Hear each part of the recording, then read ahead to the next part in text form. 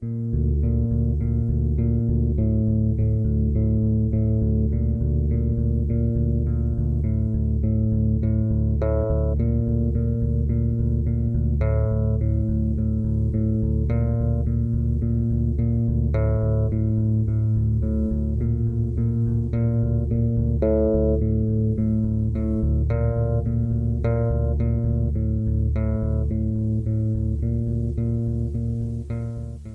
I read through that handbook for the recently deceased. It says, live people ignore the strange and unusual. I myself am strange and unusual. Coming to you on the Paranormal UK Radio Network. It's a strange hobby. Curious. Wouldn't it be better if you put her someplace? I've caused you some trouble. The first Thursday of every month at 8 p.m. GMT and EST and 5 p.m. PST.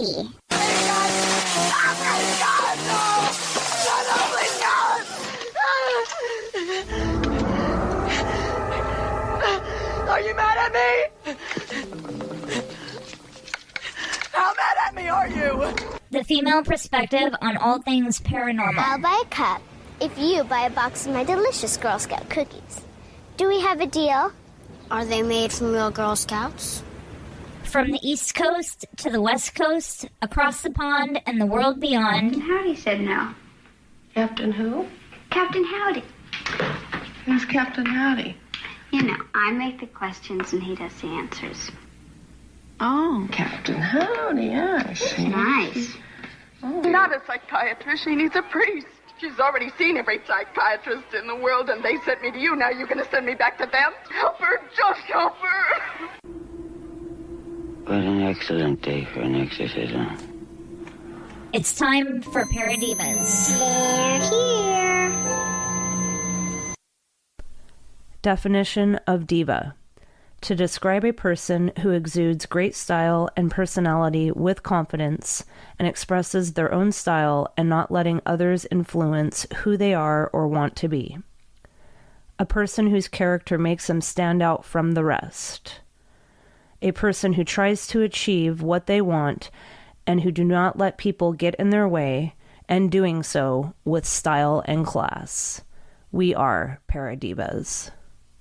I'm Marie Samuels, she's Karai Cooper, and you're listening to the August episode of ParaDivas. Before we get to tonight's guest, I wanted to take a moment to address the horrible news of the passing of Rosemary Ellen Guiley. Not only was she a extremely prolific member of the paranormal community, but she was so kind and generous and will be greatly missed. She was our second guest on our third episode of ParaDivas, and I am forever grateful for the opportunities that I've had to interview her. Our deepest condolences go out to her family and friends. She is a legend in the field, and her legacy will live strong. I also want to wish my husband a happy wedding anniversary. We went on our first date 15 years ago on August 8th, and married 11 years ago on August 10th.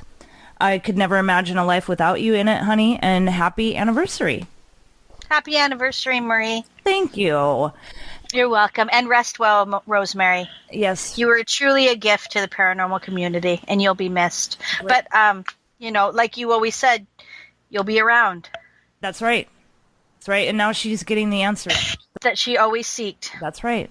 That's right.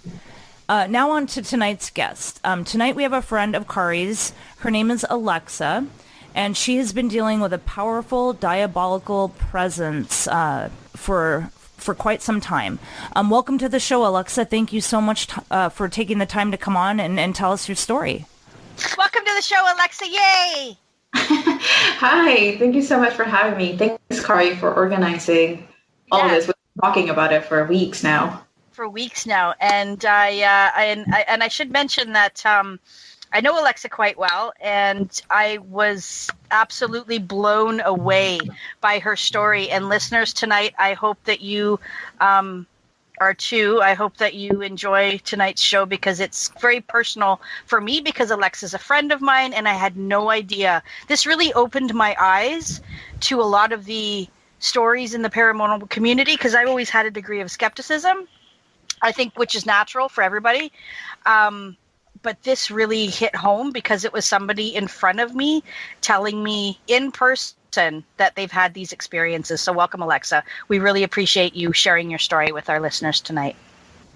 Thanks. This is just so surreal that it's just been going on for so long that, it's kind of been, it's over, I would like to say. So I'm excited for that. I didn't think it was over. Yeah, because it's not something that you can tell many people.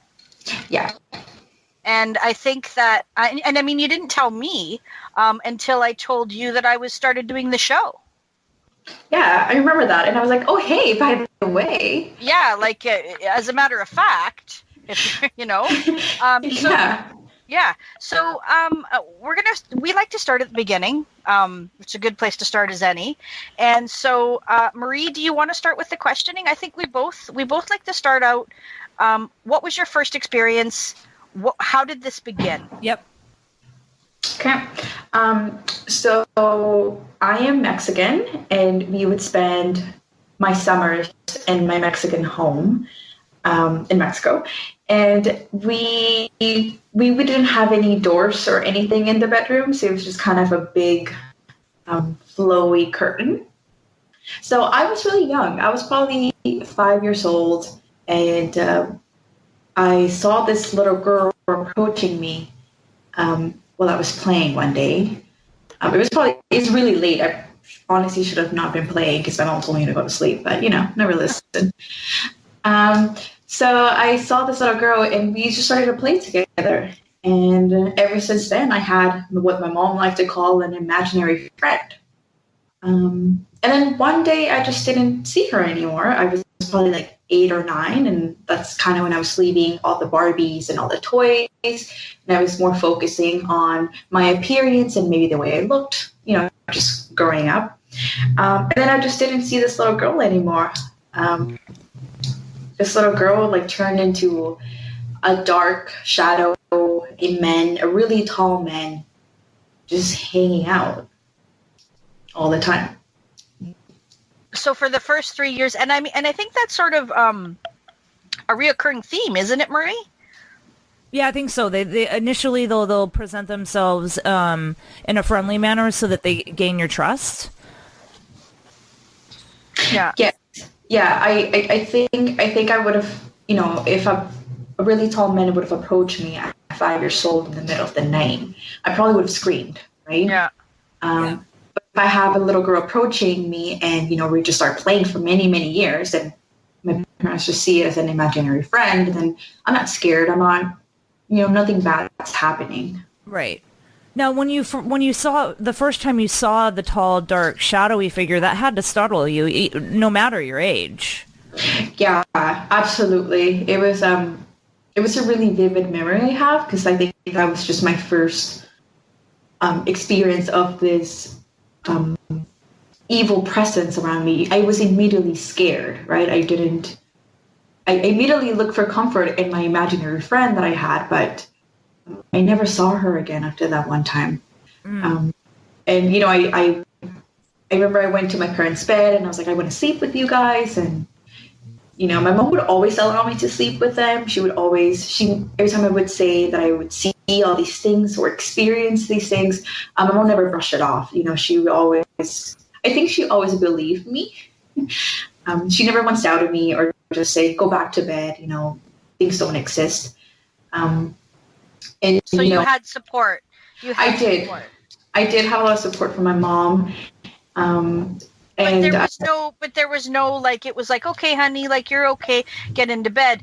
But was there ever any serious questioning as to did she just think it was a bad dream or?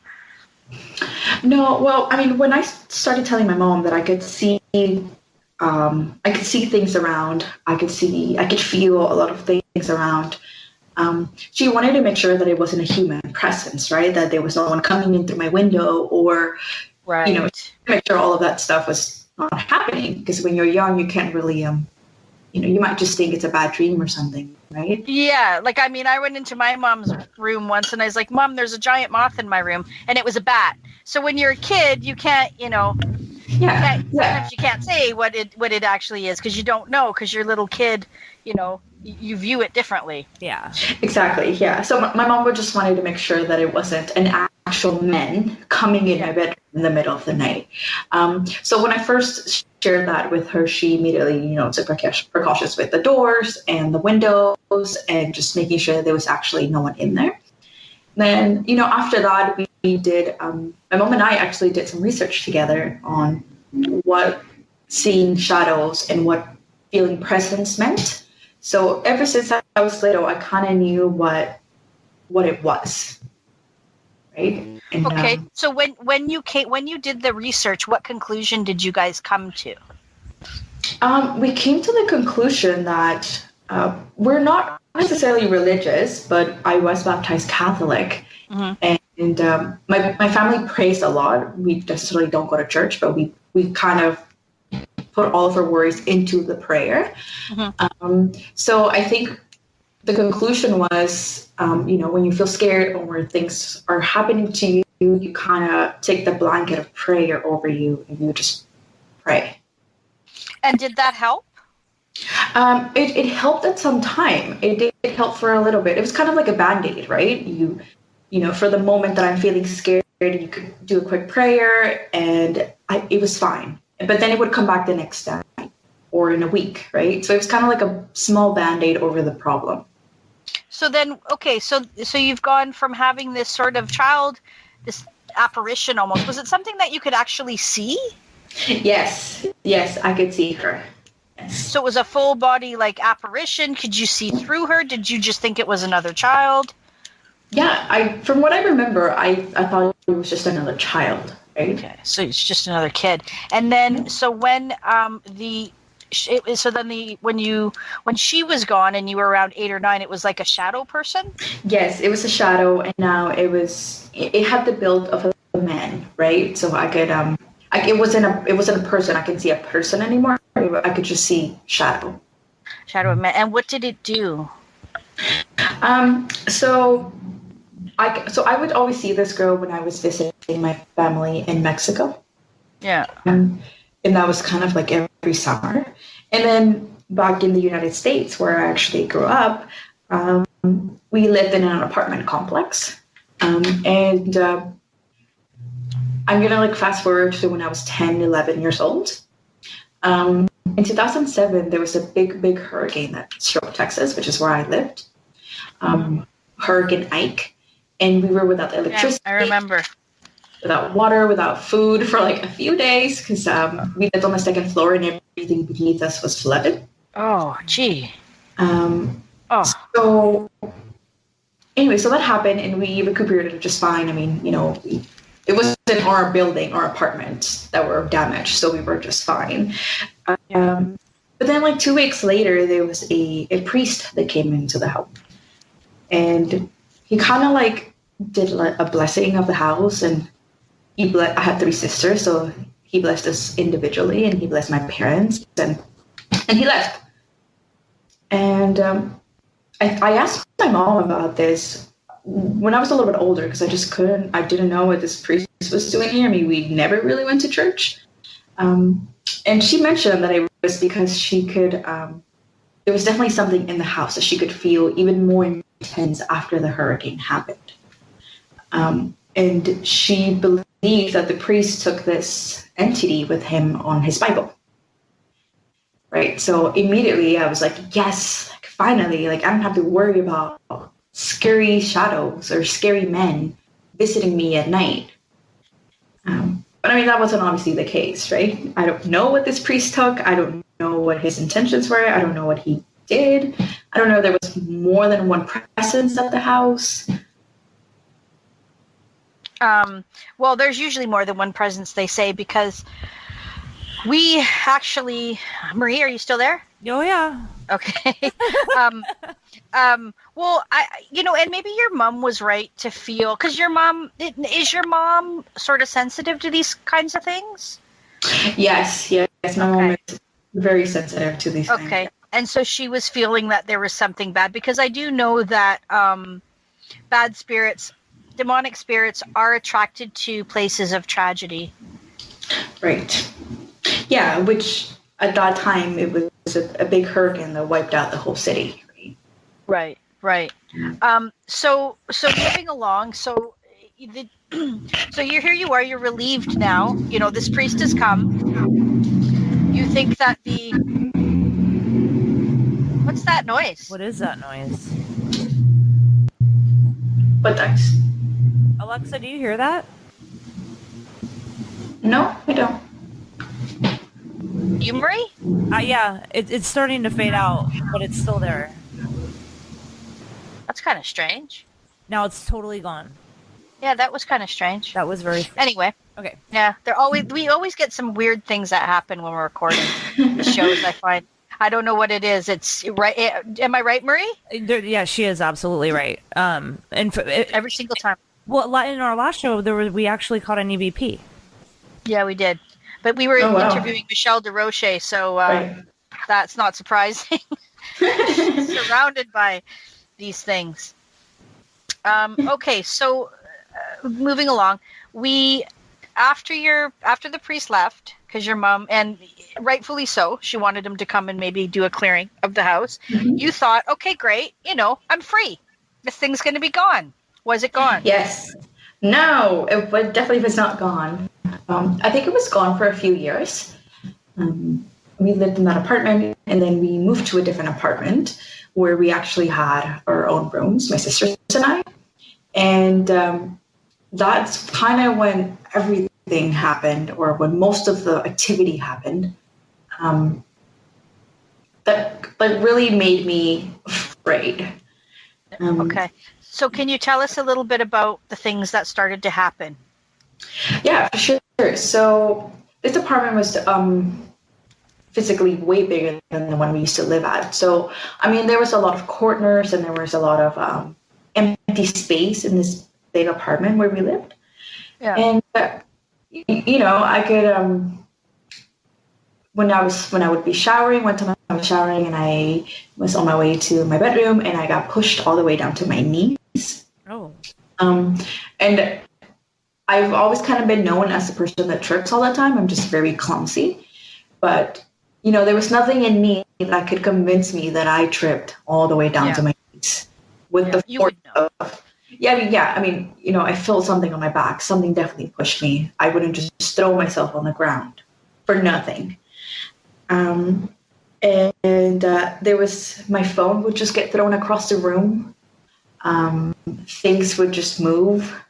I would at night, I would just feel breathing on my face. Oh. There was just no, I had to start wearing an eye mask.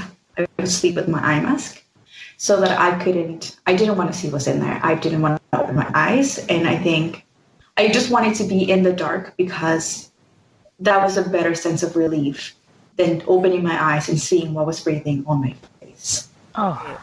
And there was scratching. Yes, the scratching was in a later home, though. That was in my final home where I lived in Texas. Oh, okay. So this is the second home. This is the middle home, and then there's another one. Yes, there's another one. So then in this home where I'm at right now, my mom and I, we found eye masks so that I could sleep with them. My mom would check on me in the middle of the night. She would wake up every time and check on me, and I would feel her come in, and she'd be like, "It's just me. Are you doing okay?" I'm like, "Yeah." She'll go back to sleep, and sometimes she would come and find me, and I was in the corner crying because someone pulled my hair, because someone was breathing on my face really loud, or I was grabbed, and I just didn't know how to respond, right? And I was also a teenager at this point. Okay, so we'll back up. It would grab you? Yes, it would grab my hand or my feet, just like squeeze and then let go. Oh. And how did it feel? Just like a invisible pressure? Well, I had I kind of had one of those beds. It's like a loft bed where you sleep on the top and the bottom was the desk, right? Right. Okay. Yeah. So, and it was really high up where if my mom wanted to talk to me, nobody could really get up there. Unless you went through the stairs and you could hear the stairs as you were coming up, right? Because it was all metal. And I could never hear anything, and I would still get grabbed, and my hair would still get pulled from the bottom because I had really long hair when I was a teenager. And, I would just be crying in the corner, and then my mom would come find me, and then she would turn on all the lights, and then we would sit in the living room and do a prayer together. And once I felt better, I would go back to bed. And then it just started to escalate, where it was every night. Every night it was touching, grabbing, hair pulling. It was just every single night that I actually had to start sleeping with a Bible next to me. And my mom, she had a Muslim friend that she shared this experience with, and she said the Quran, it's a very powerful book, to sleep with it as well. So here I am, 14-year-old Alexa, in my loft bed, sleeping with the Bible. Two Bibles. I was like, no, I'm not having any of that. So, that helped, right? Having the Bible, and I also had a crucifix, and I was just covered in religious stuff. My bed, it was just covered.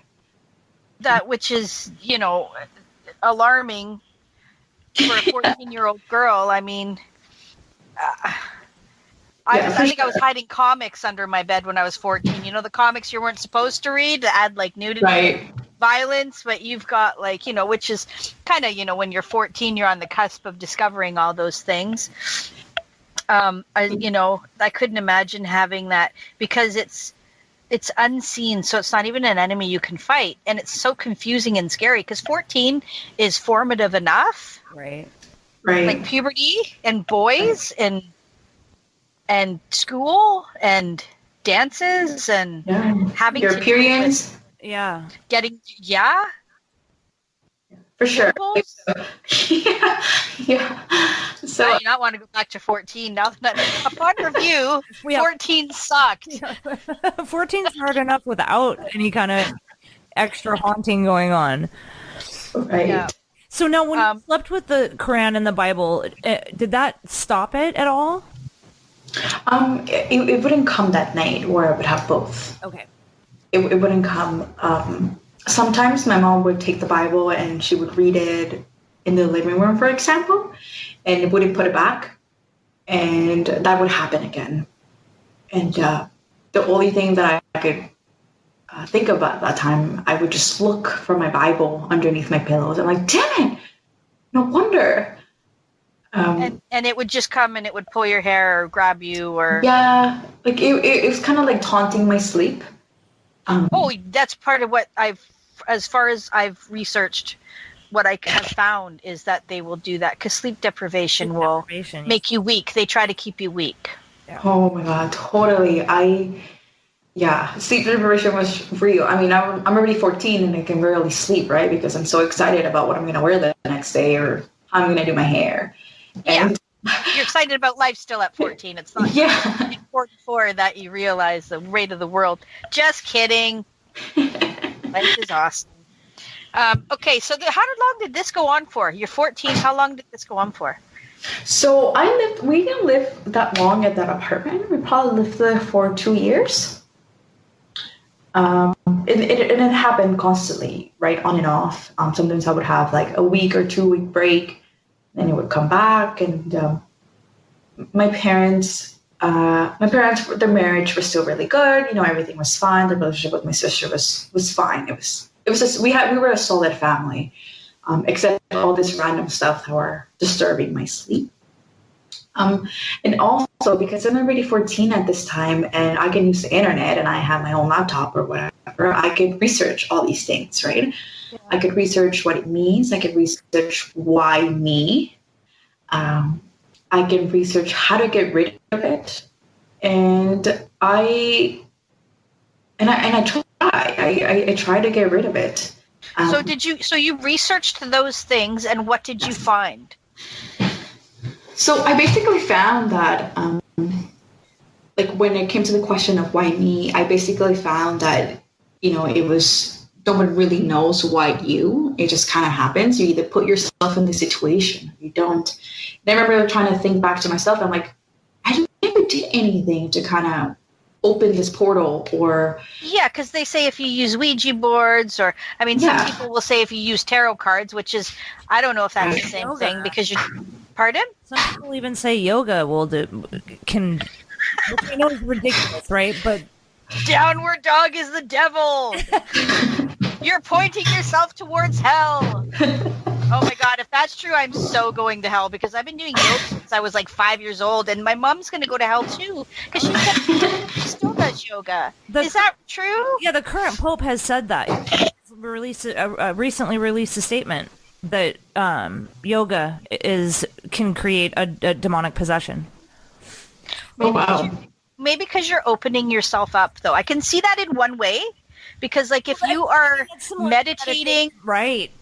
If you're meditating, or if you're opening up, your pineal gland, your third eye, your psyche, you're using these things. If your chakra, like if you're opening that yourself up spiritually without protection, I've read that can lead to demonic possession, because anything will jump in, right? And this is what they say, that these things, and Alexa, like for you, where you're concerned as to the why, I don't think there's any rhyme or reason, because our last guest, Michelle DeRoche, who we're going to talk about later on, because Alexa has her own story with Michelle, she said that it just came to her. Right. Yeah. Right, Marie? Yep. And I'm also 5 when it first started, right? So, I mean, how can I even know what that is at 5 years old?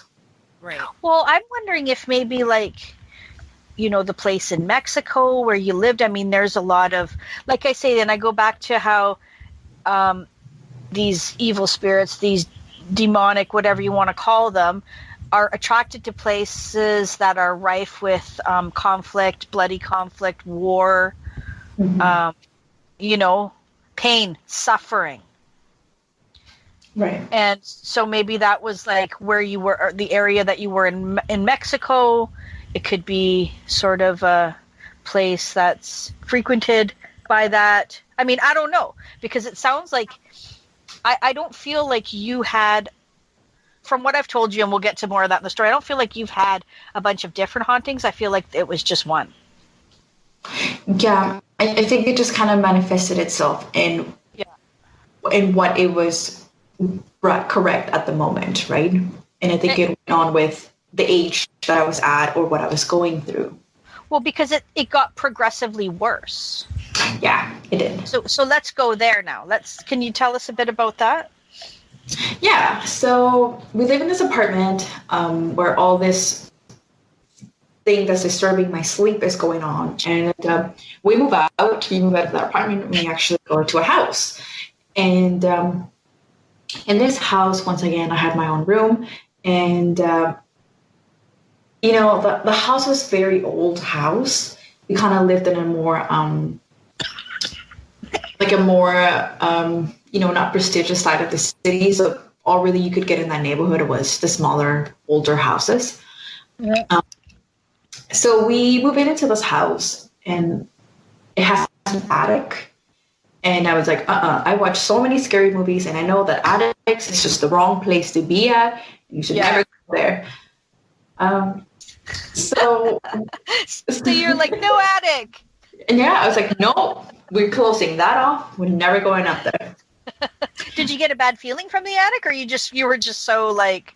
Oh, the whole house just felt weird. It was strange. Oh, okay. And then there was a really creepy swing in the backyard. Super creepy swing. I was like, I'm never touching that. That just reeks of bad energy. And we got into the house, and I was about to be 16, or close to being 16, because we moved in the summer. And first night we slept in there, all I could hear were, when you have chains just dragging across a wooden floor? Yeah. That's all I heard for days. And it was coming from the attic. Wow. And, I asked my mom if we could see what was in the attic. I was like, maybe there's an animal, a raccoon or something that got stuck up there. I don't know. Like, that's, I was 16 at this time, so kind of trying to find the more logical explanation for things, right? Yeah. And we go up to the attic, and she actually made me go. She was like, I'll just be down here. If you can eat me, just scream. I kind of just wanted to be left alone, right? So I said, I'm going to go check in the attic. It's probably just a rat or something running around. And I get in the attic, and there's nothing. There's a box of things, pictures, kind of seem like the older owners. But they were kind of photos that were just not relevant, kind of like your American family. I mean, not relevant. There's nothing super striking about them, or okay. Yeah, so we put all of those things in the trash because I'm like, okay, we'll live here now. This is our home. We don't want. They probably just forgot to take this box. It was like a shoebox with just photos, just a bunch of photos. So we threw them out, and there was nothing else in the attic. So I was like, okay, I feel better now knowing that there's something in the attic. It's probably just something in the backyard. So that night when I went to sleep, the chains being dragged across the floor was happening right outside of my door now. And I was like, okay. So at this time, my little sister, she's in the bedroom right next to me, and I just run to her bedroom, and I said, and you know what? We're going to sleep together tonight. And she goes, why? I don't want to sleep with you. But I forced her to sleep with me, and we slept on the same bed because I said, there's no way I'm going back in that room. Yeah, no doubt. And I probably spent a few nights with her after that because I couldn't even go in my room. My room it was just really strange. It was just not a safe place. No, my room, I was just not a place where I wanted to be, or at least hang out. Yeah. The house also had a built-in mirror, like in my bedroom, had a built-in mirror that was along the wall. So you see the whole room through the mirror. And that really freaked me out because I was like, I don't really want to see myself sleeping. Yeah. I'm in the middle of the night, right? Yeah. So at this time, I'm still wearing my eye mask. And so as soon as I put on my eye mask, I don't see anything. I don't want to, if I hear any noise, I don't take off my eye mask. I just write it. I'm like, nope, not dealing with this. So I was just ignoring, right? Ignoring, because I'm not dealing with it. And then things got progressively worse. My parents' marriage started to fall apart in a matter of a year, let's say. Oh, wow. There was scratching on the walls. Very, very loud scratching in the middle of the night, right next to my face. And so when I can just hear scratching every single night, I started to wear earplugs. So, okay, I can't, obviously this is not going to leave me alone. I already have eye masks, so I can't see around me. So now I have to wear earplugs. I don't want to hear anything that's happening.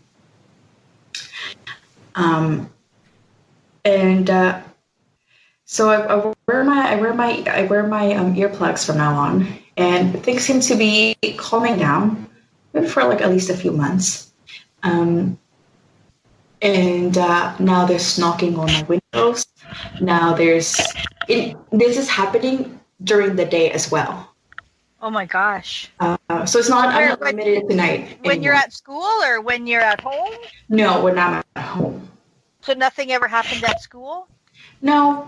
It was never like I'm a best friend. At home. Yeah, it was always at home. It was always in my bedroom. And did it happen in front of any of your friends? Like, did you have sleepovers where? Yes, I have my really good friend. We've been best friends since I was really little. She was obviously a very skeptical person, but once we were old enough and we could spend the night at each other's house, she could really experience some things as well. Like she could hear noises, she could hear scratching, steps coming towards her when it was just the both of us, right, in my bedroom or in the living room. So now she definitely believes in the paranormal world because of her experiences that's happened at my house. So they're escalating is what they're doing, because now it's not just, you're being like grabbed, and now with the scratching, because they say, Marie, that's true, right? Like scratching is part of a... Scratching on the walls or scratching on the body, yeah. Absolutely. Yeah. Right. Yeah, there was always a lot of scratching on the walls. There was an incident where I did have a few scratches on my back, but I didn't know if it was from that because I never caught it. Okay. Yeah, so I mean, I don't know. Maybe I don't know. I don't know if I could certainly say I was scratched in the middle of the night. Right. And then did your other family members have any experiences, or was it just bothering you? My sisters didn't really have any necessarily contact. My mom did. She definitely felt like the place there was something off about the place. Mm-hmm. My mom's really sensitive to all these things even now. She can definitely sense and see other things that most people can't. So I don't know. I don't know any specific stories that bothered her, but I do know that she was well aware of what was happening to me. Okay. Yeah. Yeah, I mean, just this house where I was living at, it was just extremely... It was full of energy. When I would get up, I couldn't even sleep with my door closed. I would have to shower with the door open because I was just so scared. I was just so afraid. And closing my eyes to maybe wash off the shampoo or something was like killer. I was like, no, I'm going to get pushed. I'm going to hit my head. And I can't. I can't even close my eyes. Wow. So you just lived in fear, constant fear. Oh, yeah, absolutely. And, I'm 16 and I have to shower with the door open. Yeah. It's when you're developing, right? So you're a little bit more private with your body. Right. Well, yeah, you've just developed. You're not even used to where things are yet. Exactly. So, I mean, I didn't want to shower with the door open, but there was no other way for me to feel safe. Right. And one time I had just gotten home from school and I was showering and no one was home at that time. And I would always leave the door open because I said, I'm not closing my door. And when I got out of the shower, my door was closed. Oh. And then my little sister would always just close the door and she would just call me nasty. She's like, oh, why do you shut the door open? And she would close my door and I would freak out and then run out of the bathroom and open it right away. Yeah. But I could hear her, right? Or she would make a comment and I could hear her. Yeah. And I looked outside and the door was closed. So I immediately panicked and I tried to open it and I couldn't open the door. And I had left my phone in my bedroom because I was just doing a quick shower. I started to panic, right? Well, here you are naked and like vulnerable in a towel. Yeah. And with the door locked. That you cannot open. That you can only lock from the inside, right? Right. So I'm like, I need to get out. It was kind of like a fight or flight kind of instinct. It was just pounding on the door. And luckily my dad came home and he tries to get the door open. He's like, I can't open it. Unlock it. Like, it's unlocked. It's like, no, it's not unlocked because I can't open it. So he has to take the door down. Oh my God. He takes off the doorknob. I don't know if you've ever taken off a doorknob, but when you take off the doorknob, everything, like even if it's locked, the lock just clicks with the doorknob and everything comes out. Yep. So not this time. The doorknob came out, but the lock stayed put. Nuh-uh. Did not move. Oh my gosh. And I was having a full-on panic attack at this moment, right? I'm just like, I just want to get out. I just want to get out. So my dad actually had to unscrew the sides of the door to get me out. The hinges. Yeah. Yeah. Yeah, he had to unscrew them, and I got out. And by that time, my mom was home because my dad had called her. And, from that moment on, my mom and I realized that what was happening, it was a little bit, it was getting really aggressive, and it wasn't a good presence. It wasn't a good spirit. It wasn't just taunting me anymore. It was physically locking me in a bathroom. And we did some research, and we found out that, to be locked somewhere, to even be able to move something, it requires a lot of energy. So we immediately knew that this presence was way bigger than we thought it was. And so then what? So after that, what happened? How did you go on after that? So what's to stop you from locking in? What's to stop it from drowning you in the bathtub or locking you in the basement, or Yeah. So after that, I wouldn't go inside the house alone. If I got home first from school, I would wait till someone else got home. When I was sleeping, I would put a door in front of my door. A chair in front of my door so that I could hear the chair move if my door was to close. My windows were covered in newspaper because I could see shadows like crazy. I would sleep on with headphones, my earphones, my earplugs, my eye mask. My body would not leave my bed. Like if I put my feet down, I could immediately feel touching, and I was like, no. So, I kind of adapted to the situation instead of finding help, right? I kind of just, I just adapted to what this thing was doing to me. So then did it decide it was, obviously it had to have done something more. You had a routine down where you could deal with, getting through the night, right? Yep. And that must have worked for a short time, but I assume that this thing probably figured out a way to overcome your defense system that you had developed. Yeah, I don't think I gave it enough time, to be honest. After that incident happened in the bathroom, I moved away. My parents got a divorce, and my mom left the state. So we moved to Arizona, and my dad still lives at that house in Texas.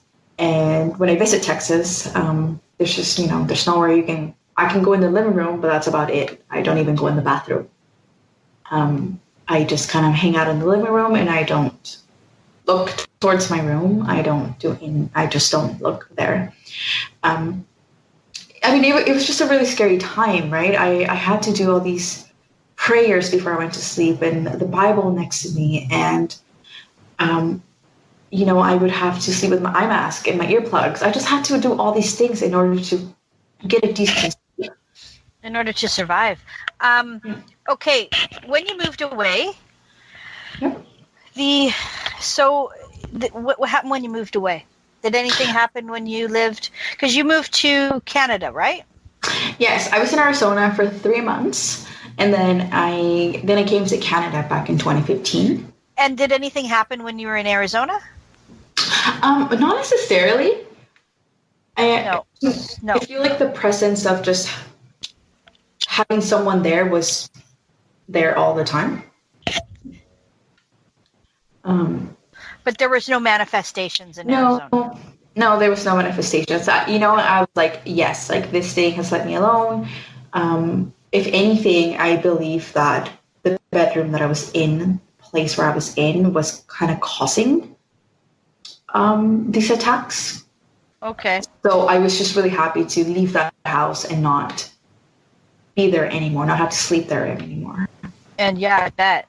And so this thing went, so I kind of don't know what to do, Marie, here, because there's a huge bombshell that I want to drop, but I don't know whether we should do it now or we should do it at the end when we talk about how Alexa eventually did get help. Let's just follow the timeline, right? So she moves to Canada. Yeah. Alexa, what yeah. happened after you moved to Canada? Did the attacks start again? Well, I moved to Canada and I lived in a college dorm my first year in Canada. Nothing out of the ordinary, to be honest. No manifestations, no attacks. And so you're what, 19, 20 at this point? Yeah, at that point I'm 19 years old. Okay. Yeah, at this point I'm 19 years old. It's left me alone for, I'm going to say a year and a half. I move into this, my second year in Canada, I move into this really, really big house, 6-bedroom house, with just a bunch of my classmates, right? And my classmates are all freaking out one day because they can just hear growling coming from the basement. Oh my God. And guess who slept in the basement? I did. So I said, okay, I'm going to check it out. I feel like the experience kind of gave me the courage to be like, okay, like I've kind of dealt with some pretty hardcore shit. I feel like this is probably nothing, right? Right. So I go down to the basement. Nothing's there. Nothing. Everything seems fine. However, my classmates are just, they're ready to move out. They're ready to leave the place. And then as I go to sleep that night, I could hear like knocking on the window outside. It's just kind of one of those things that I shake off again. I immediately get the feeling that kind of what I felt when all these things were happening back to me in Texas. I immediately got that feeling back. I felt that knock immediately brought that eerie, chills to my spine feeling. And I was like, okay, like this is not good because I've been here before and I know this feeling and I know what happens after this. But nothing happened. It was kind of just that one place, that one thing that happened. My roommates never experienced anything anymore. I did have a roommate that he was really freaked out and he would swear that there was people walking around and noises in the middle of the night. But I mean, it was a really big house, right? So the steps and noises could have come from virtually anywhere. And so I leave that town where I was living. I was living in northern British Columbia. I leave the town where I was living and I come back to the city. I come to Vancouver, where I'm at right now. And I got a kind of like a duplex suite in someone's home. And I've never really been a person that deals necessarily with anxiety. I've always kind of been grounded and understand why things are happening, and I not necessarily freak out, except when I had that huge panic attack when I was locked in the bathroom. Right. I guess that's just understandable. So I never really dealt with mental health issues. So I moved to this duplex in Vancouver, and I'm suddenly battling anxiety. Extreme anxiety. I have to put my whole couch in front of my door. I have to lock my windows. I have to cover my windows because I just feel that I'm going to get attacked. I feel like this thing is coming to attack me. And I feel it and I sense it so close. And I just don't know when. So I'm on edge and I'm in fear for a year. Right? This was last year. I'm in fear for a year. I'm in fear that I'm going to get attacked because... And you lived alone, right? And I lived alone, yeah. I was all on my own. Mm-hmm. Yeah. And did anything happen? Nothing happened. No. Nothing happened. Just the feeling that I knew it was there, and I knew it was watching, and I knew I was gonna get attacked. It was kind of like okay, I know it's coming. But it didn't. It didn't for a whole year. And I moved with my boyfriend, just a few blocks away, not necessarily super far away. We moved into an apartment, brand new building. No one has ever lived here before. We were the first ones to move in. So I felt really good. The feeling of fear kind of de-escalated. I wasn't as on. Well, yeah, it faded because you've moved in with your cute boyfriend, who's adorable, yes, by the way, and to your beautiful place. Yes, and I didn't have that feeling of constant fear and anxiety, yeah. And I was good, right? I was fine. I was doing really good. And then one night. Well, wait, and then we started talking about the show. Yeah, and I actually told somebody about it because this just happened. So you just moved in with your boyfriend this year, right? Mm-hmm. Right. So It was this year. I started doing the show when, Marie, April? Yeah, it's been a few months. So yeah. Yeah. Yeah. So no attacks, not for a few years. No. But that feeling of just not being alone. Yeah. And we start talking about it because I'm doing the show and I'm telling you about it, and then all of a sudden you say, well, hey, as a matter of fact, here's my story. Yeah.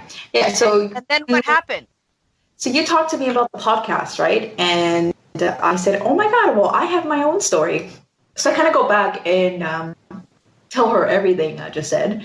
And I don't know, Karai, what was it? A few days later? I think it was a couple weeks. And nothing was happening. The house was fine. There was no weird feeling. And then I suddenly, one night, I'm asleep. And I wake up to my boyfriend yelling my name to my face. And I was immediately so mad at him because I said, how could you disturb my sleep like that? What the hell is your problem? And his face was just covered in fear.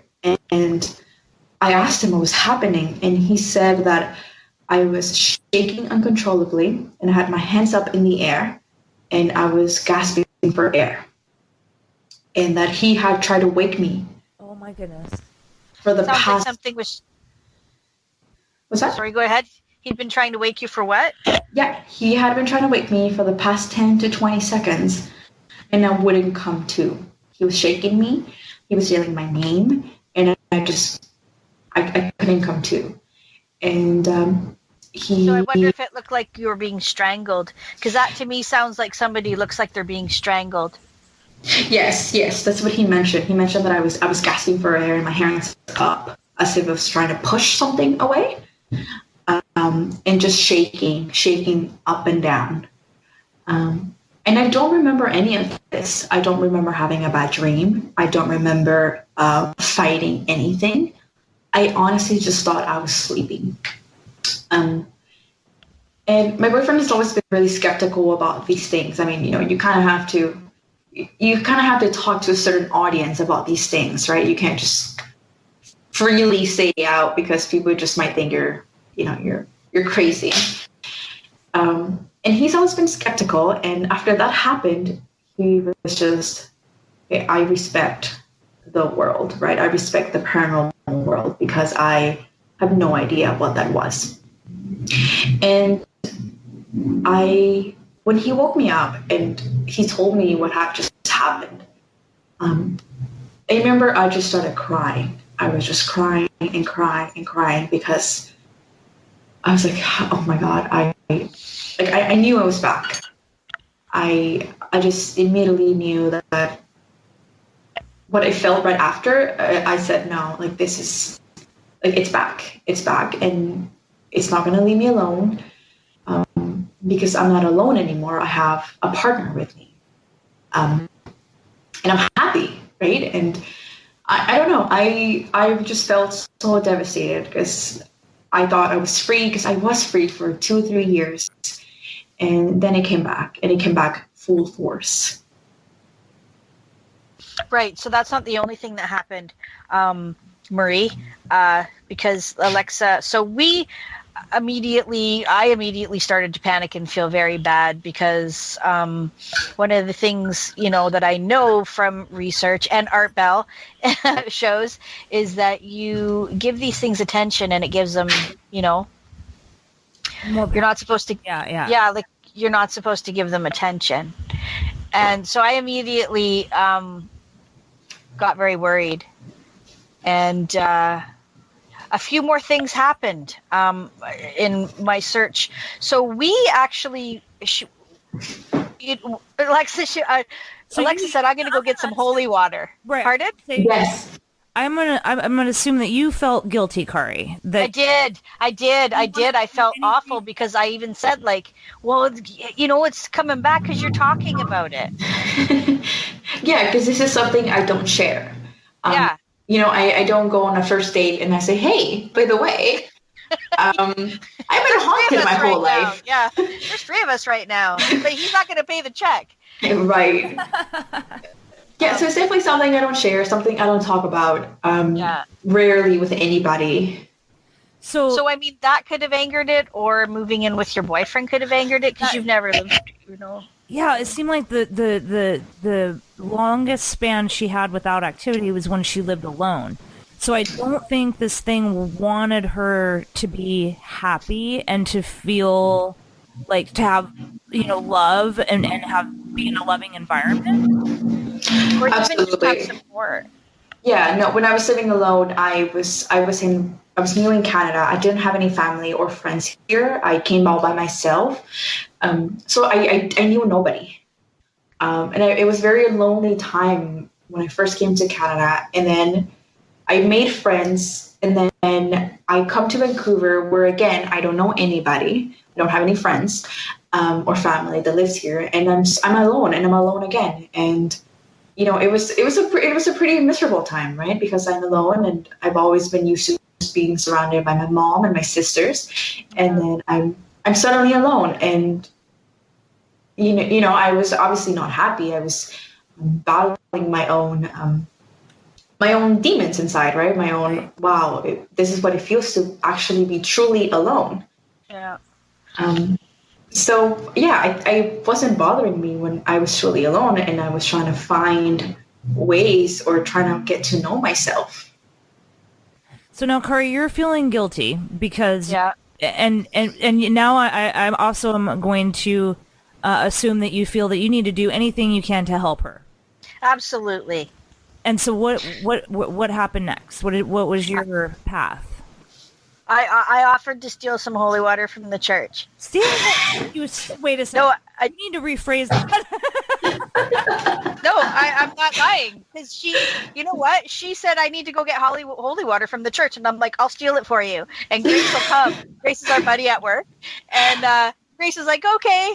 So it didn't even occur to me to ask. And then halfway to the church, Grace is like, we could probably just ask for some. And I'm like, right, we could. It didn't even occur to me to ask. Like, I was just like, I'm going to get you this holy water.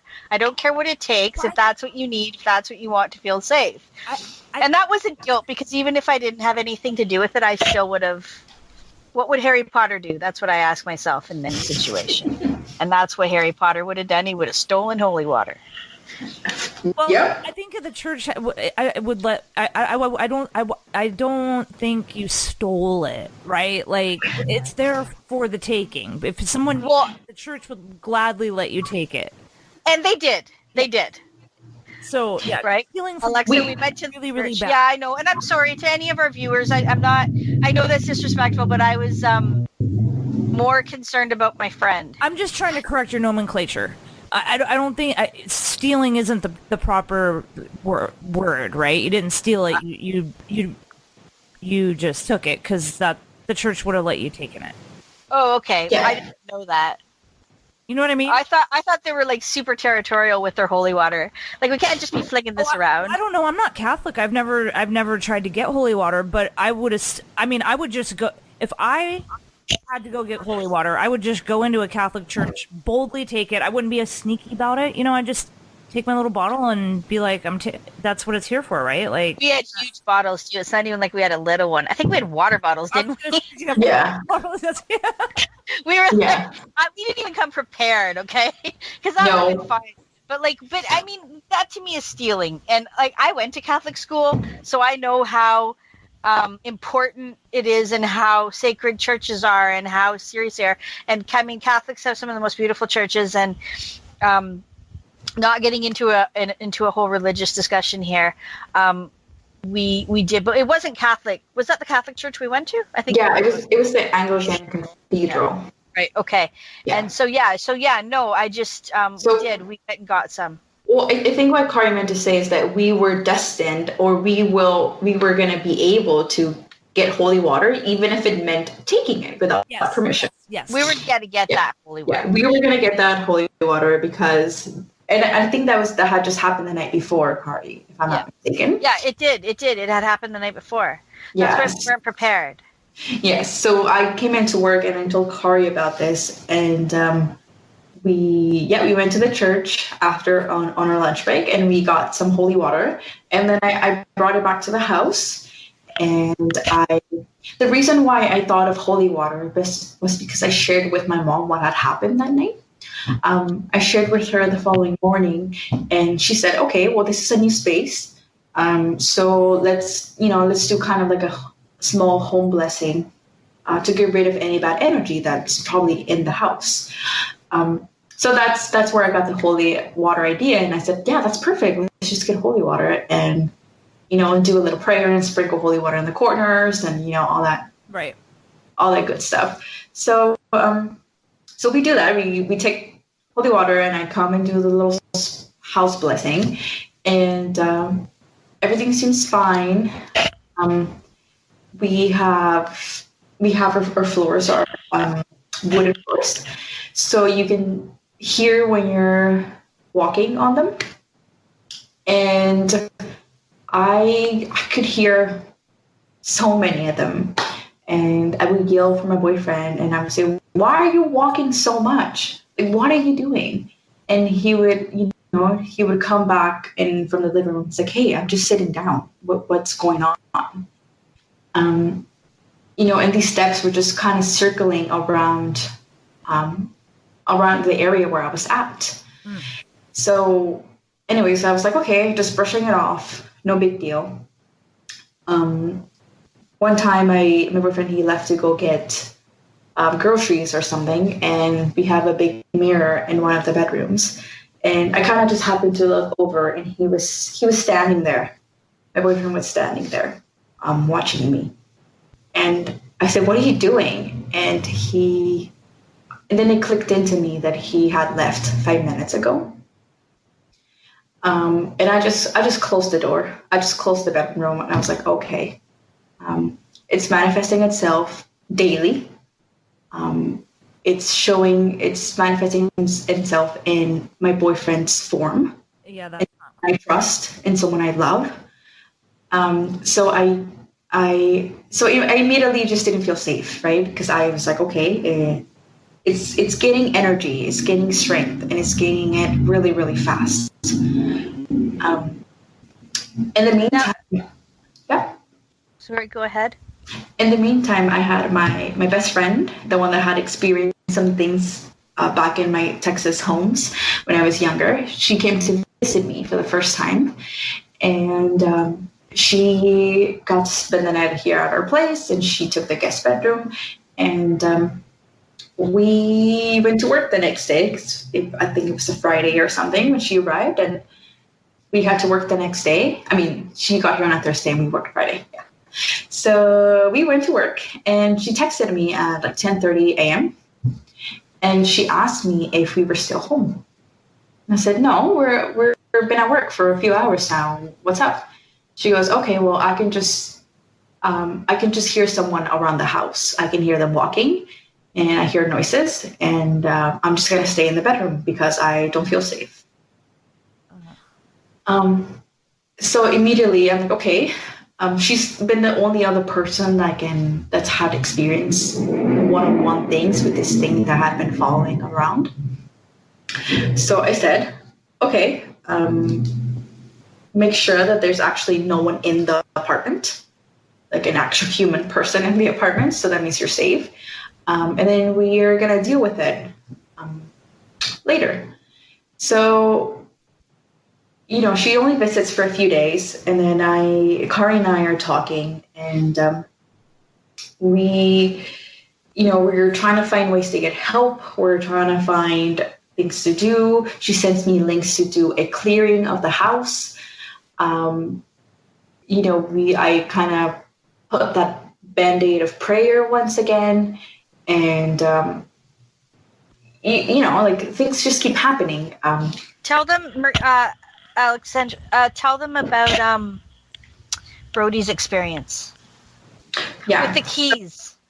Right. And the conversation, because it makes me laugh really, because it's actually it's scary and terrifying, but it's kind of funny too. So that experience happened with me waking me up at night, and then me seeing him looking at me through the mirror when he wasn't home, and then my best friend is experiencing this, right? So I'm kind of sharing more things with him as these things happen. I just want him to know that. I know what this is about, and because prior to all of this happening, I had never talked about it with him. Again, because I know he's a very skeptical person, and I was like, okay, I don't want to sit here and debate with someone about my personal experience. So I tell him all these things, and he's like, he thought that him waking me up was a bad dream that I was having. Even though he seemed really, really scared, but I guess that was just him trying to convince himself. And, we're talking about this in the living room, and he says, I don't believe in any of this. It's never done anything to me, so I'm good. I'm like, okay. So I leave the living room and I go in the bedroom, and then he just yells my name. And then I run back. I'm like, what? And he was like, the keys just flew across the table. I was like, well, there you go. Why have to prove it? Just go along with it. Right. So after that, he was like, okay, what do we need to do? Do we need to do research? What do we need to do? And that's when Karai got in contact with Michelle. Who was our last guest? For anybody who didn't catch our show for June, Marie? Oh, just July. Was it July? Yeah, it was July's episode. Right, July's episode. Right, yeah, it was July's episode. Yeah. We had Michelle DeRoche, and sorry, Michelle, I mispronounced your name in our last podcast, and her team. We had Michelle on the show, and if you remember listening, for those of you who listened, we mentioned Alexa in the show, and I said, I knew somebody that was having a problem, and so we had Michelle very kindly and very gallantly offered to help Alexa. And Alexa, can you tell us the story of your experience once Michelle became involved?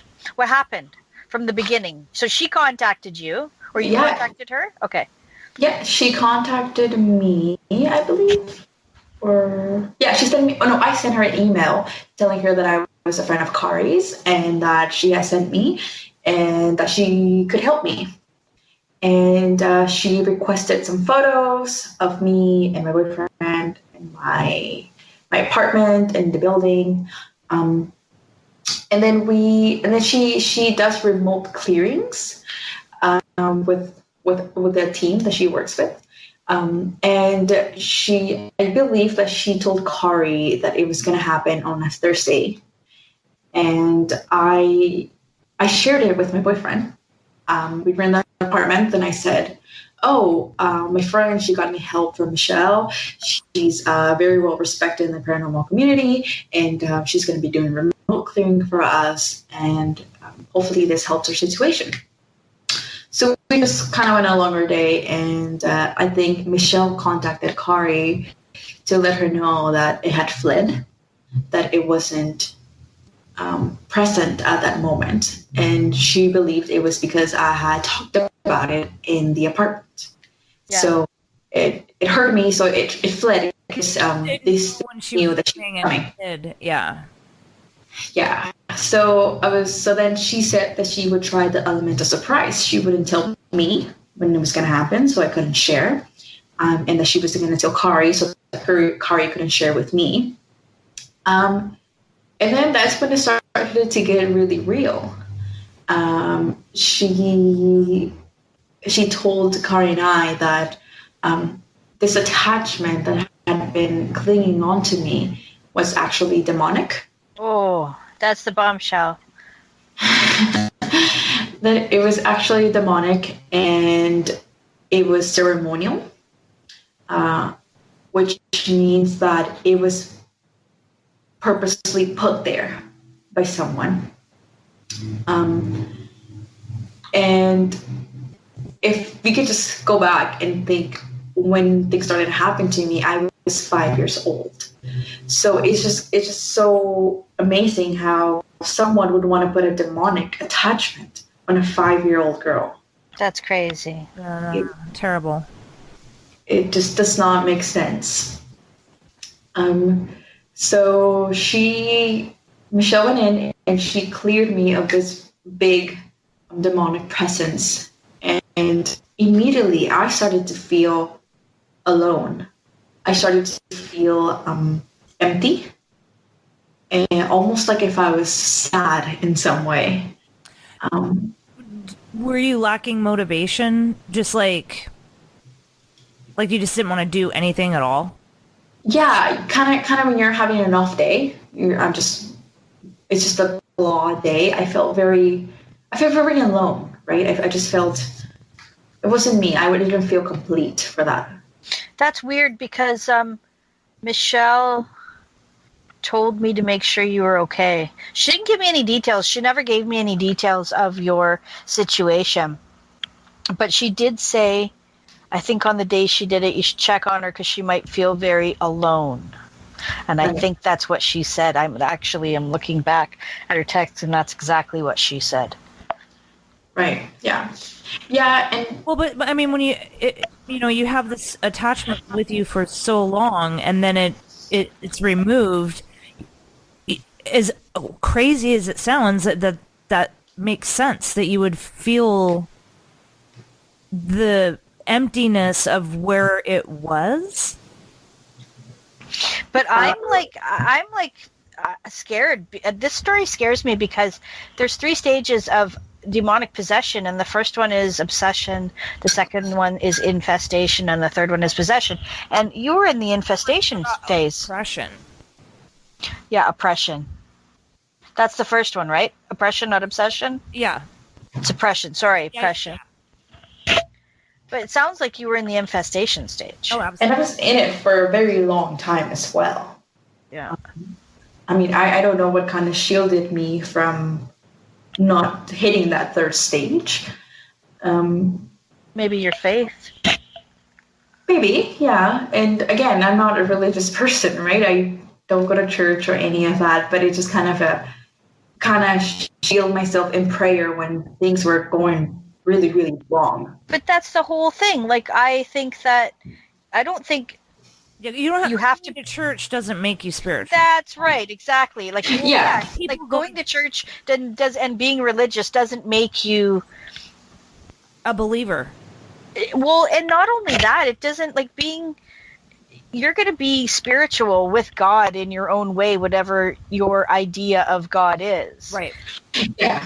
Right. Yeah. Like, and for me, God is like kindness and love, and you're all those things. So I would say that you're probably, for lack of a better term, religious in a better sense than most people. Right. The organized religion, right? Which is right. That's a whole separate thing than being religious or being spiritual. Yeah. Yeah.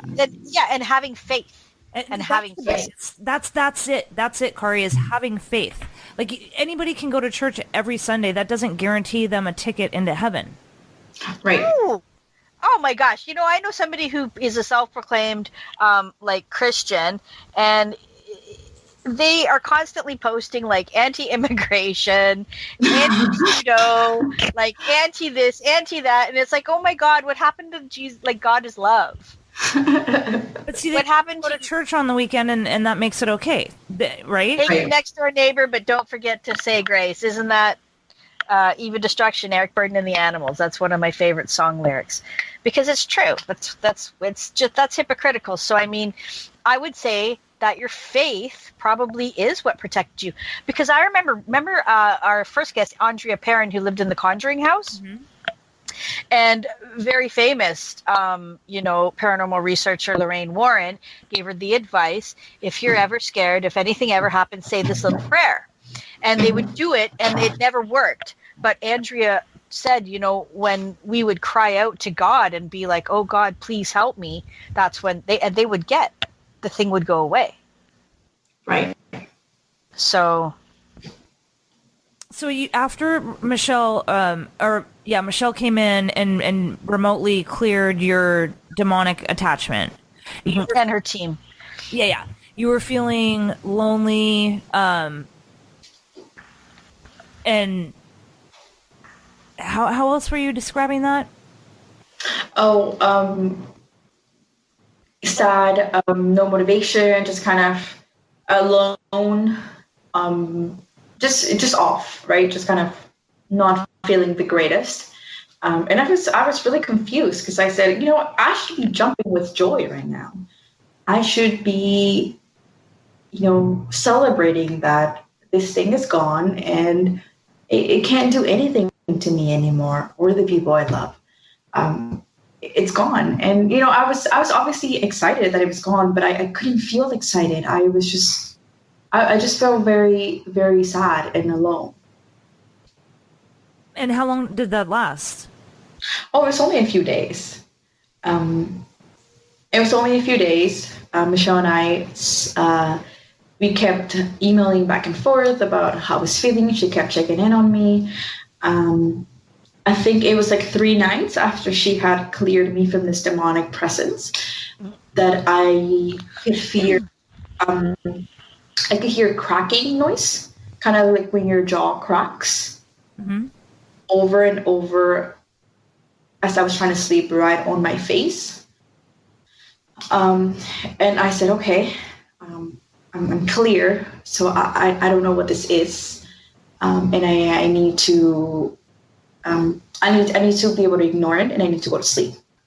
And I think I mentioned it to Karai the following day, and we got in contact with Michelle again, and she mentioned that there was a small attachment. She said that now, because there was empty space, more attachments would try to come and take that space. Right. And she said that that's what was bothering me 3 nights after I was cleared from this the demonic presence. And then she asked me if, or I think she asked Karai if I was still curious, or if I was talking or communicating with the spirits. And I said, no, if anything, I don't want to, because I know what that brings. I know the consequences. And she said, okay, well, she mentioned that I sleepwalk, and that I talk. I sit on my coffee table and I sleepwalk and I talk.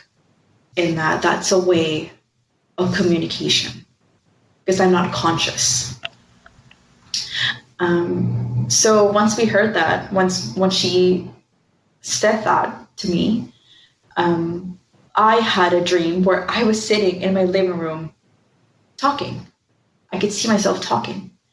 And there was no way that Michelle could have known, because, I didn't tell anybody this dream, just because it was it wasn't a scary dream, or it wasn't a happy dream. It was just a very neutral.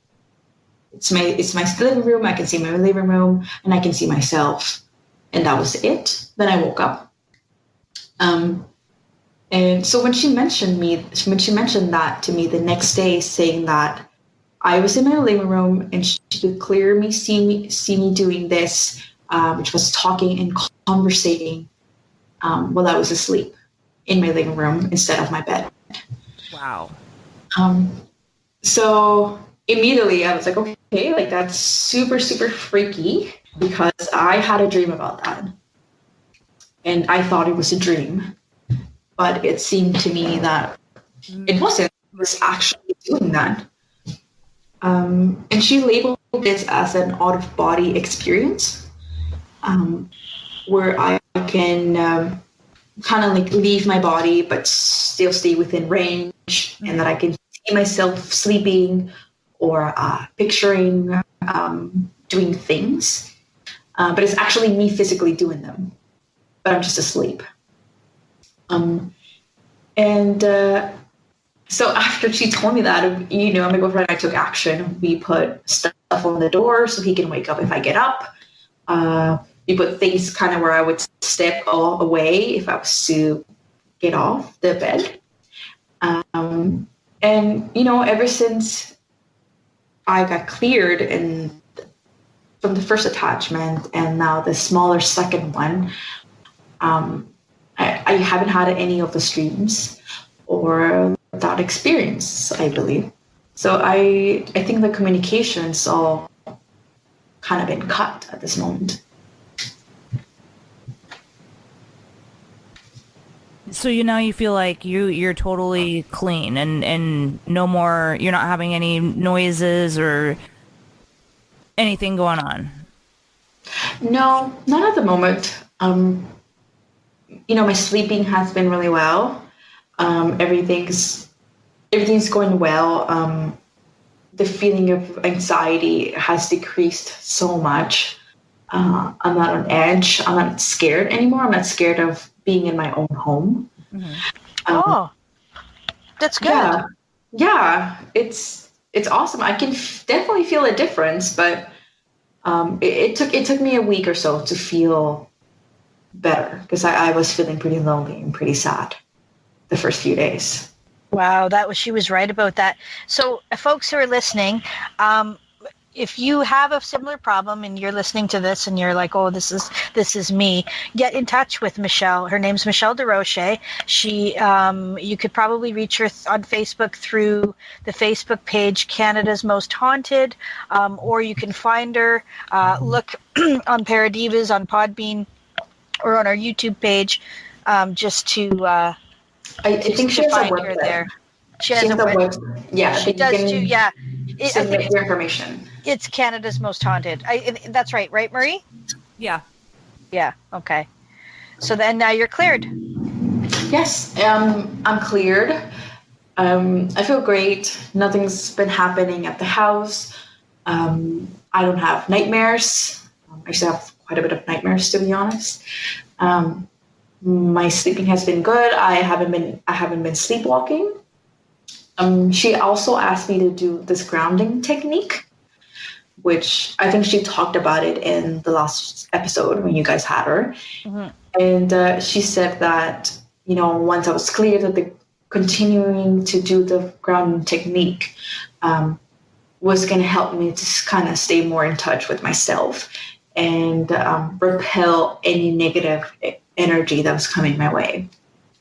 But yeah, she's been really good. She emails me randomly. She's like, okay, I'm checking up on you, and kind of checking up in the background, making sure you're still remaining all clear. She's been really great. It's been awesome. Last email that we had, I said, you know, I was like, remind me of my mom, whom I love. And, you know, she replied, oh, I guess it's the mom in me. So, yeah. Oh, she's lovely. She's so sweet. I'm so grateful to her that she was able to help you.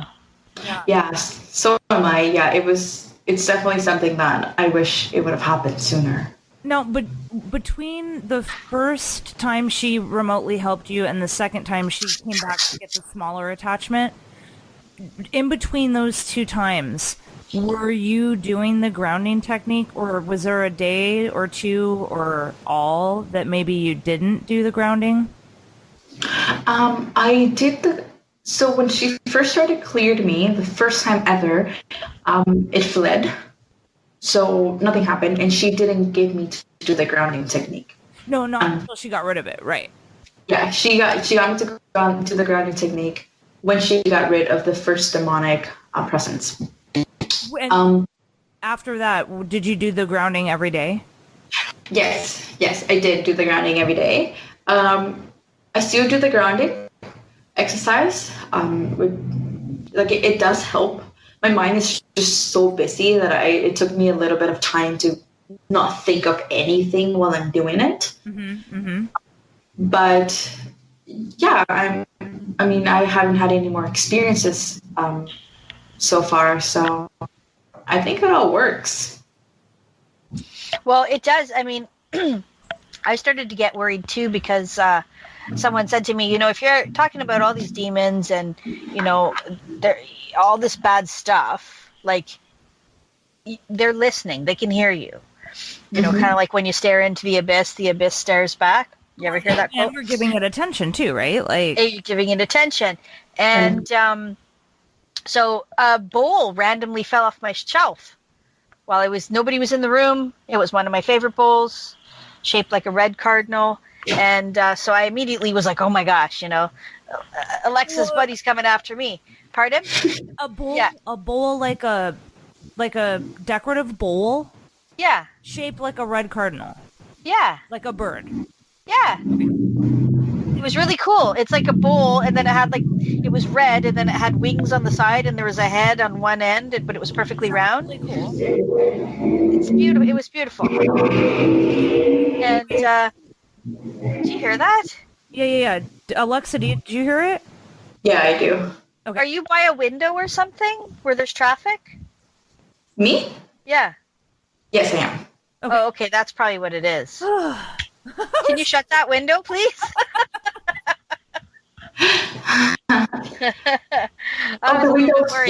The window's shut. Okay. Oh, okay. Anyway, so yeah, there was a bowl just randomly fell off of the shelf.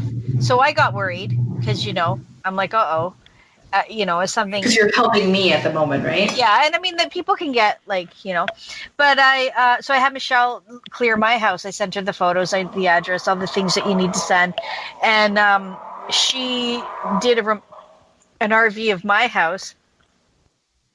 But she said there was nothing here and that I had beautiful energy. I was surrounded by beautiful energy, and that maybe, it was just a bowl falling off of a shelf. So it's funny, like, how it can affect you, when you're even as an outsider. So I can't imagine actually living that. Yes. Karai was scared to even have me on the podcast because she said, I don't want you talking about this if it's going to make the situation worse for you. Well, yeah, because in my mind, that's when it sort of started up again. Right. Yeah. Well, that's kind of when it came back in full force, right? It was gaining strength really, really fast. And it was manifesting itself every single day after being inactive for 3 years. Yeah. And I think Michelle mentions that in the podcast that she did with you guys, how they don't have a sense of time or space, right? So that they can be inactive for 5-10 years and then suddenly come back, and then right, so that it doesn't matter how long it's been. Right. Well, and it's not that they ever left. That's just right. They're just not doing anything.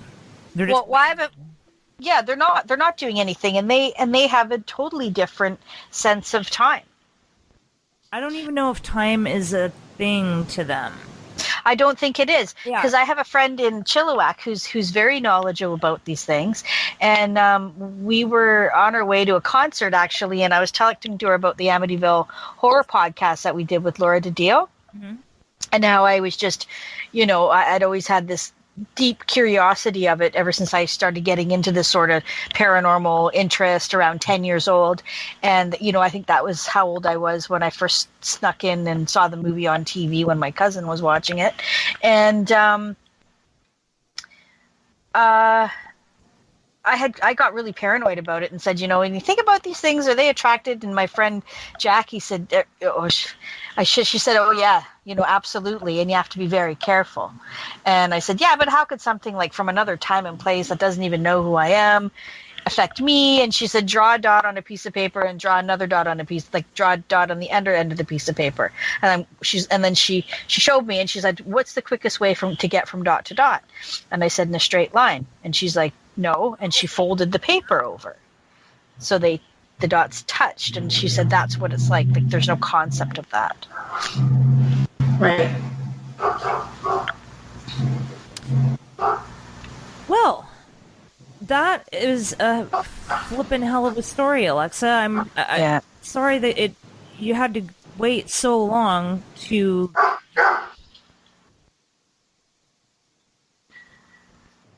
But I'm glad that you did get help. Yes, I know. I was overdue to not live in fear for a very long time.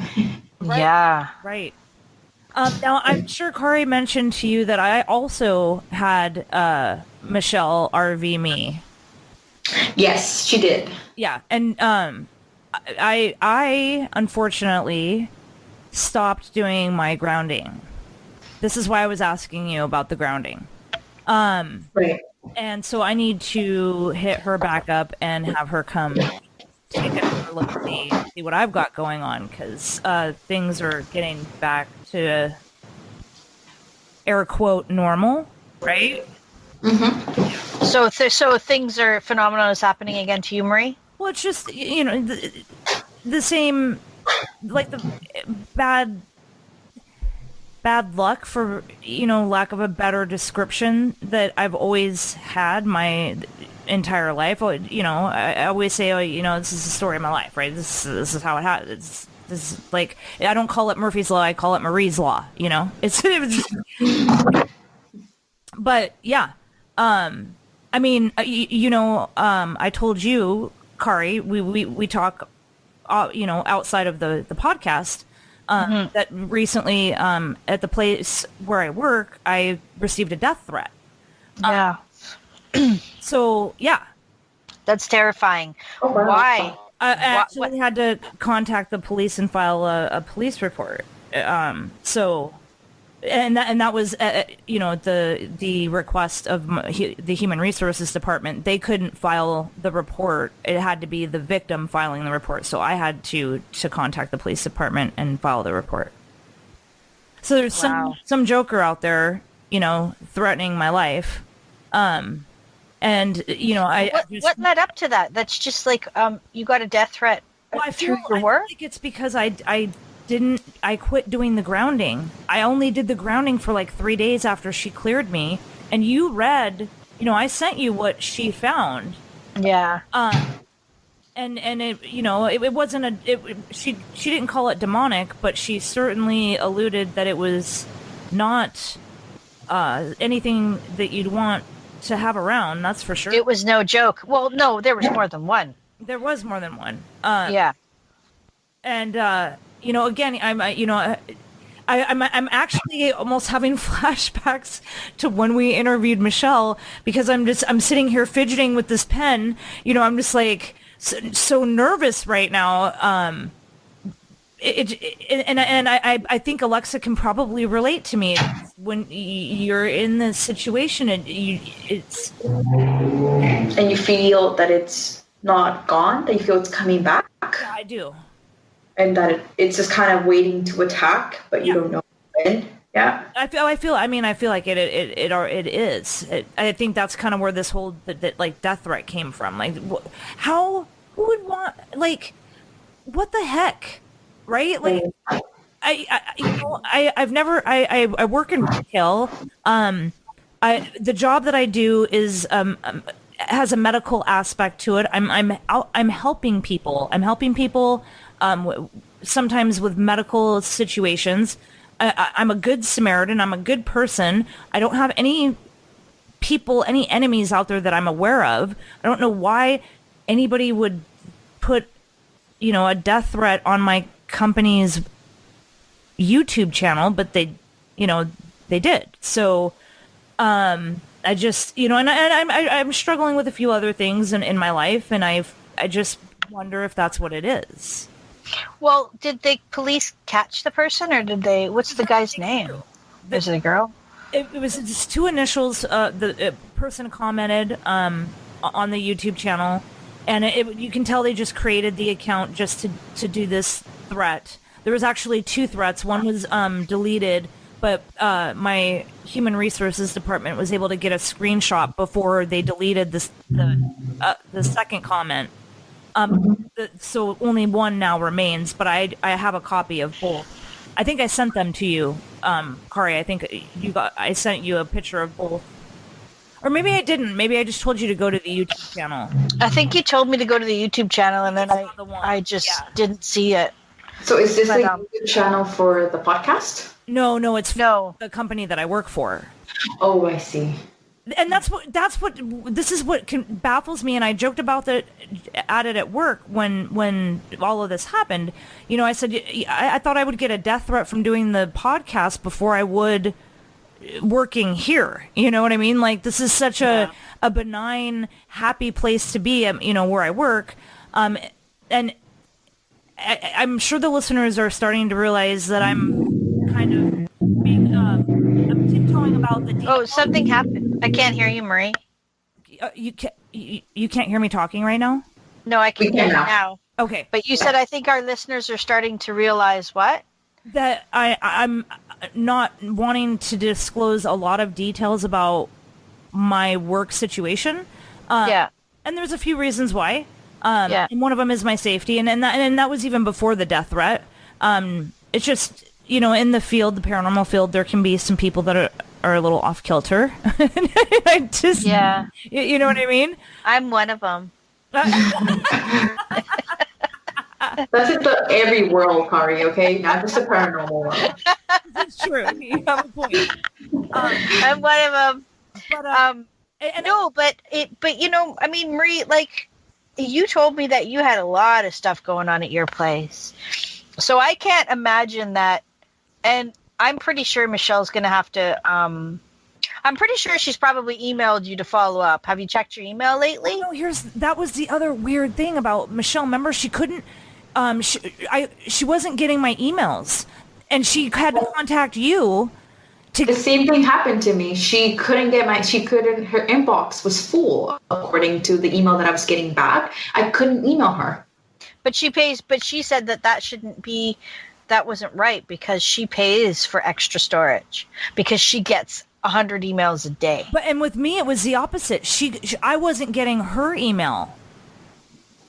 And my email isn't full by any means. Like, I got plenty of room. And then it was like 2 days later, I got like 9 messages. This person's trying to email you. They all came at once. And it was like I could see all 9 attempts and they all came at once. This person was trying to unsuccessfully email you, and I was like, "What?" And this was after Karai had emailed me and said she, hit her on Facebook because you're not getting her email or whatever. It was just it weird, really unsettling. Yeah, well, Alexa had the same problem, but I mean, I've never had a problem getting in touch with Michelle. See, and when she checked your house, you were clean. Oh, yeah, she said, I quote, beautiful energy. Got to throw that in there again. Rub it in. I was like, don't hit the floor. No. No, I'm just kidding. I'm not rubbing it in. But maybe that's like, I don't know. That was, it was comforting because she had found things at both your houses. So, like, it's not like everywhere there's a demon, you know what I mean? Like, it's demonic. Like, some of those ghost hunter shows that we won't mention any names. I'll call him out. I will call that mofo out right now. Zach Baggins. No, I'm not gonna. I like Ghost Adventures. I like Zach Baggins. But he, did you... Did you just say that? Well, I mean... Look, anybody that's in the field, I have respect for everybody that's in the field.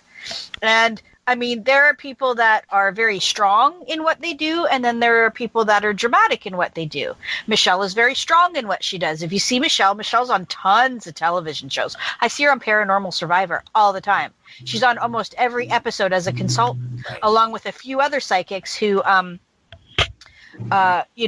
psychics, but like paranormal researchers, consultants. Right. And she's not dramatic, she's very matter of fact. So, but it was comforting when I got my results, because it's like, okay, she's not just somebody who just sees demons wherever she goes. Right. That's what I was getting. Because you were helping me, right? Yeah, because it's like, okay, so then you're legit. You're not a fan of Ghost Adventures, Marie? No. I mean, I was initially. But then once Nick Groff was gone, and the more Zach went down the demonic road and kept getting possessed, I tapped out. And then there's a gentleman that lives here in a little city called Bothell. It's right like the next town up from Seattle. Mm-hmm. And the Ghost Adventures came to his house, and Marianne, my previous co-host, and I interviewed him. His name is Keith Linder, and it was known as the Bothell Hell House. Right. The Ghost Adventures came and investigated his house, so I was able to get the perspective of someone who has a claim of being haunted, and how that played out dealing with the Ghost Adventures, and it just increased my dislike towards Zach and his approach to what he does. What was his approach? Well, he said that he was he pretty much said that Keith Linder was hoaxing. Oh. They only investigated the house for, I think, a total of 4 hours. Oh. And Keith's girlfriend, Zach, got spooked. They had all the lights out, and Keith's girlfriend had accidentally bumped into Zach, and Zach screamed. And Keith's girlfriend made a joke about it. And, about, Mr. Muscles over here screaming like a girl, something along those lines.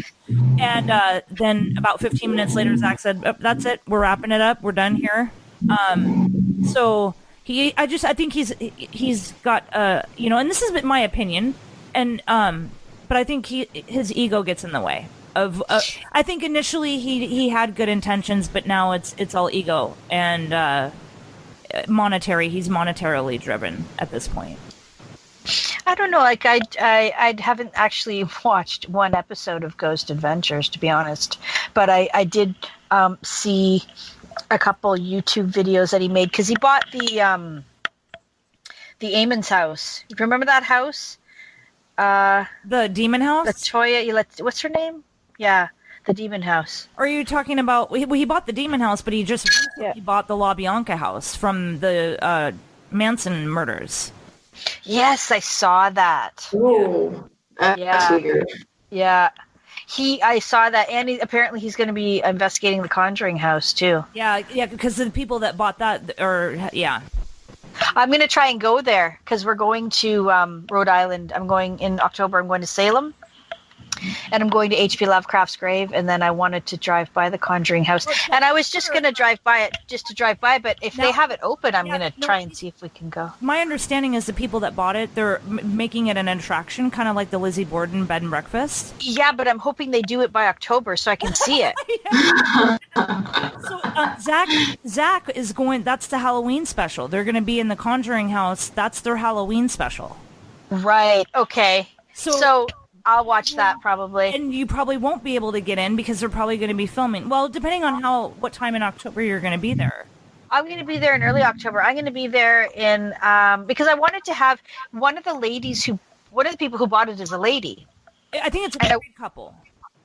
Well, at any rate, I wanted to have her on the show, so hopefully we can get her as a future guest, because that'd be fantastic. That'd be a great show.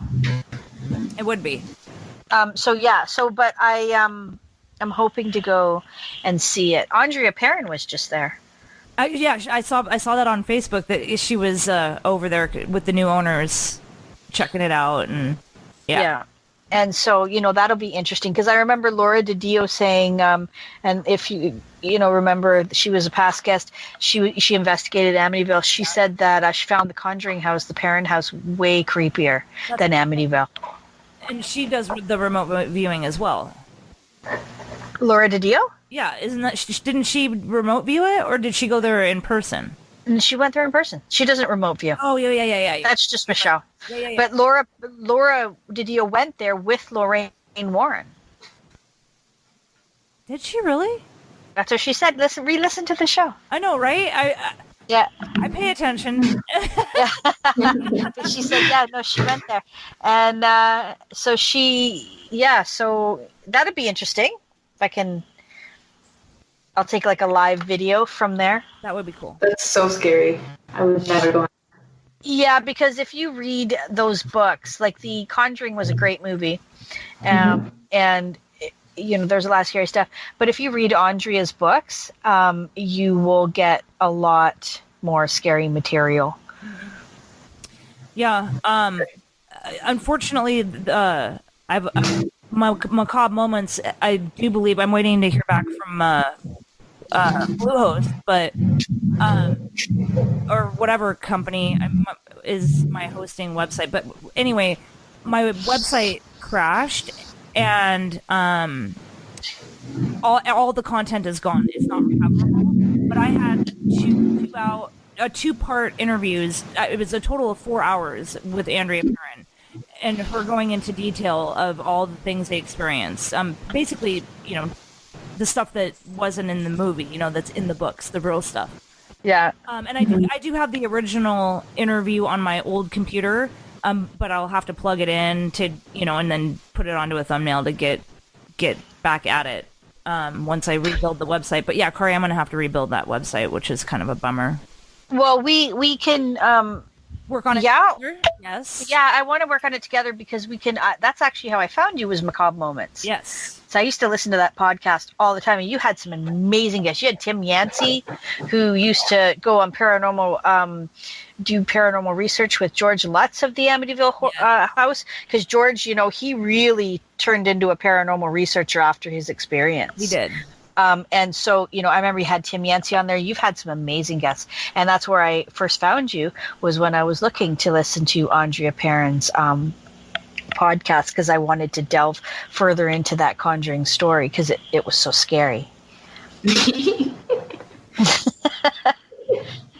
Karai. Yeah, so that's when I first found Marie. And then, so we'll rebuild that website, and then we'll be able to put ParaDivas on it as well. Or we'll just we'll have a discussion off air about how, yeah. Anyway. Yeah. We will do something together on it for sure. I still have the domain name. I just need to. I'm just furious that it's a lot of work to build a website, and I had that going for years. I had years of content up there.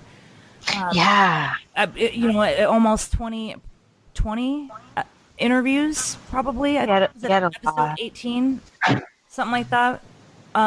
You even interviewed Jeff Belanger. Jeff Belanger. Jeff Belanger. That was good. Mark Anthony, the psychic lawyer. I was really, really proud of that, because I did that all on my own. It's not, and I'm not on any TV shows. I'm not on any other radio shows. I'm just a gal, that built a website and decided to do a podcast. I asked these people if they want to do an interview, and they agreed. So I'm like, okay, let's do this. And the rest is history. Then I went on to be on The Edge. Now I'm, doing the ParaDivas. We've definitely derailed from Alexa. So let's get back on topic. Sorry, Alexa. It's okay. Well, I just I almost wonder if I did it on purpose, now that I'm thinking about it. Because I don't, I remember where we left off, and I'm sitting here twirling that same rock that I was, a couple weeks ago when we interviewed Michelle, and Michelle was telling me, well, if you want me to take a look, I can take a look. And I was like, no, I know you're busy. And I'm just, yeah. I'm just. But see, Michelle sees through that because Michelle knows enough about, the isolation and the trepidation that these people that have had these long-term, essentially paranormal survivors. I mean, I guess for lack of a better word or phrase. So she saw through that anyway. She sure did. And I almost wonder if, subconsciously that's why I wasn't doing the grounding, was I was scared to be different than I have been, even though I know it would be so much better. Alexa, does that make sense to you at all? Yeah, it was very conflicting. My feelings were really conflicted because I think I wanted to feel happy and relieved, but I couldn't. I felt sad, kind of almost like mourning a loss in some way. And I couldn't understand why. I mean, this thing has been taunting me for so long, right? I needed to be happy to get rid of it, but I kept doing the grounding. I'm not doing it as consistently now, and now I'm scared because I don't want it to come back. Yes. Well, I think you guys, both of you, and I'm, when I say this, I mean both of you. I think you need to take Michelle's advice and do it. Yeah. Because she told me that when you're the party house, you can take down the sign, but people will still show up for the party. Right. And it takes a long time to not be the party house after you've been one for, Alexa, in your case, most of your life. Mm-hmm. And Marie, I don't know how long you've been having problems, but I think they've been going on for quite a while. Right. Well, I mean, I think it all started, when I was a teenager, is when I got myself into trouble doing. I was approaching the paranormal in a very reckless manner. Okay. Like, what were you doing? Can you tell us? I mean, I've always been into the paranormal ever since I was a kid. I've been in horror and paranormal, and it's just weird. It's like, I was 12 years old, and some friends, my little brother, my friend, and her little sister, hanging out one day out after school, and her mom wasn't home yet from work, and I said, just, let's have a seance. And they're like, well, yeah. And so, I'd never, this is pre-internet, right? So, it's not like I go online and see, I can see how to do it. I just knew what to do. So my friends were like, we don't even know how. And I'm like, well, I know what to do. We're just going to sit on the bed, we'll light candles, and we'll invite the spirit to use our energy to come through us and hopefully manifest himself. And it worked very well. And then there was another time later on, I had gotten my first apartment. I think this was in some of the stuff that I forwarded to you, the messages back from Michelle and I. I don't know if I sent you everything, Karai, but no, and she didn't tell me. Yeah, whenever I asked her, because I was like, "How is Marie doing? Like, what's going on?" Giving it aren't I though, by telling these stories? Like, should I stop? Well, at this point, I don't think it's going to do any harm, or any more harm than I'm already in. So, well, I asked Michelle about that because I was like, I don't think I should have Alexa on the show, and she said, "Well, I've cleared her, so wait and see how it's going." And there haven't been any more incidences, so which is why we went ahead today. Right. But Marie, for you, I don't know, because you're saying that it's coming back. And I haven't been doing the grounding. I only did the grounding like 3 days, and then I stopped. Well, and from what you showed me, like, you had a lot, so I don't think 3 days is going to clear that shit up. And you know what else? Oh, sorry, I swore. Can you edit that? Okay. I'm pretty sure that I saw in your messages from Michelle that she was going to have to do a few clearings because you had a lot of activity. Yeah. Yeah. She said, right? She said, I think she got rid of it, but she said it really didn't want to leave and it was angry. that it was being forced to leave because it did not want to. So were you also experiencing like manifestation for a very long time, or was it in period? I only saw one apparition, and it was really weird too because it was right before I started doing my own podcast, and I had called in and told my story on Jim Harold's Campfire. And are you guys familiar with Jim Harold? Yeah, I've heard of Jim Harold's Campfire. He does a wonderful podcast, paranormal podcast. And so I had called in and told my story, and it was like the next day I was folding laundry, and I saw movement out of the corner of my eye, and I looked, and I saw this giant, not giant, but very tall, like 7 foot tall, horned creature that was made out of like TV static. And it walked past the doorway. So I only saw it for a split second, and I was home alone, and I was like a deer in headlights. I froze. I was like, what? And then I was like, no, I need to look and see if it's there. Like, did I just see that, right? And so then I popped my head out the door, and there was nothing there. And that was the day after I had talked to Jim Harold. And when I was telling Jim Harold the story, at one point he was asking me, do you think it did what it did because you were challenging it or something?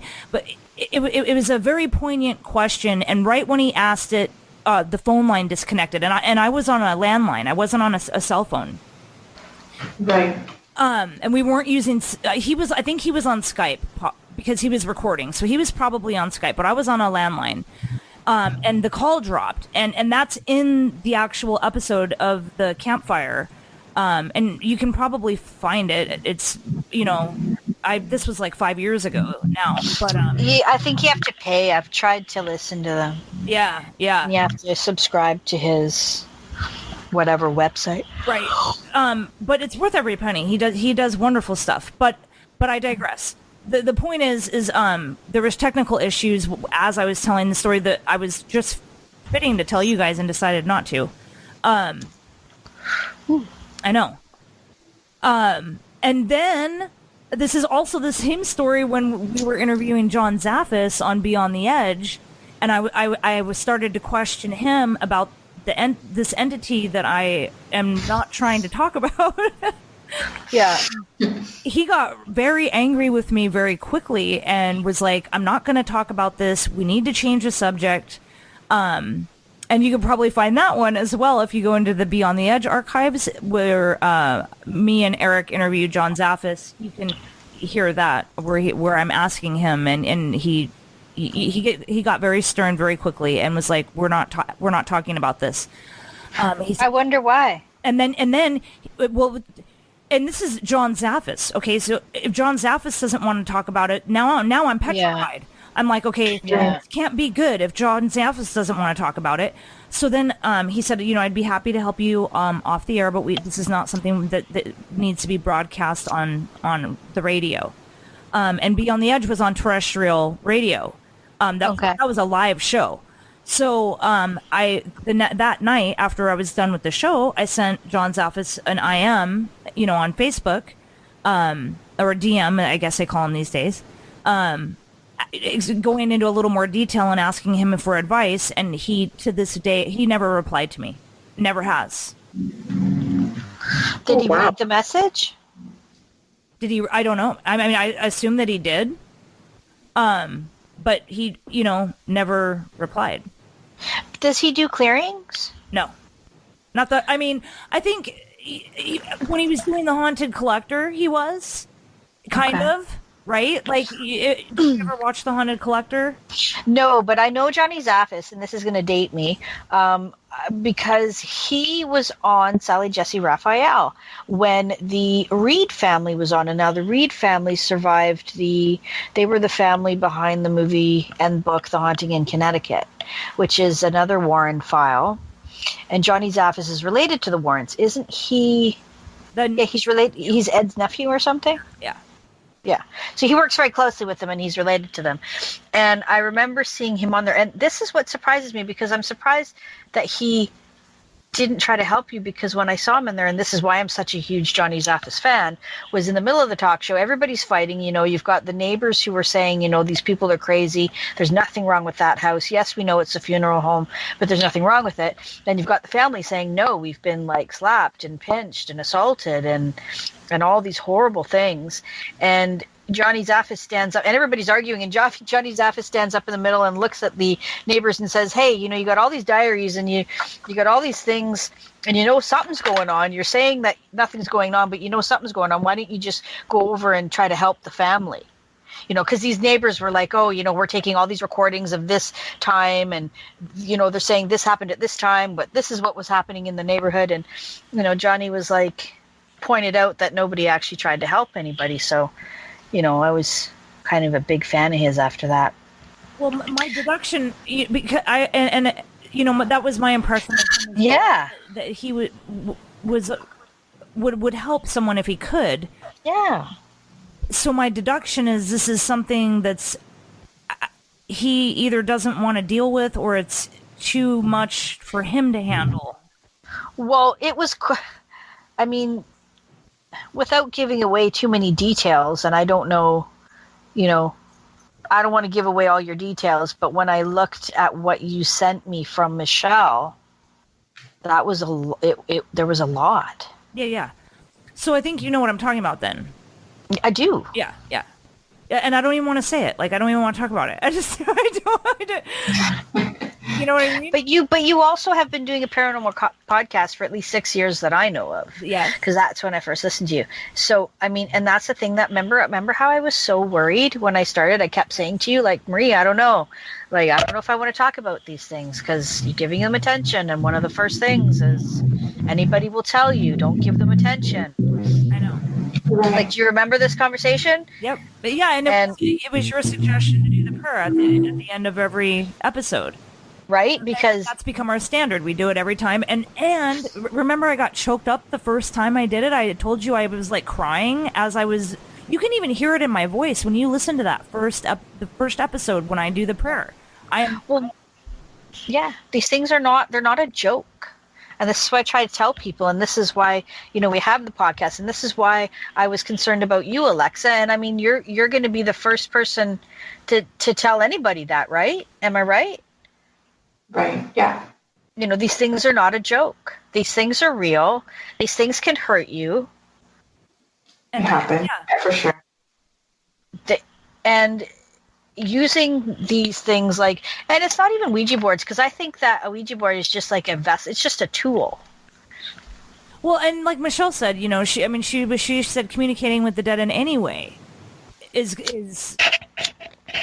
gonna open you up. Like it's, like clicking on the open sign.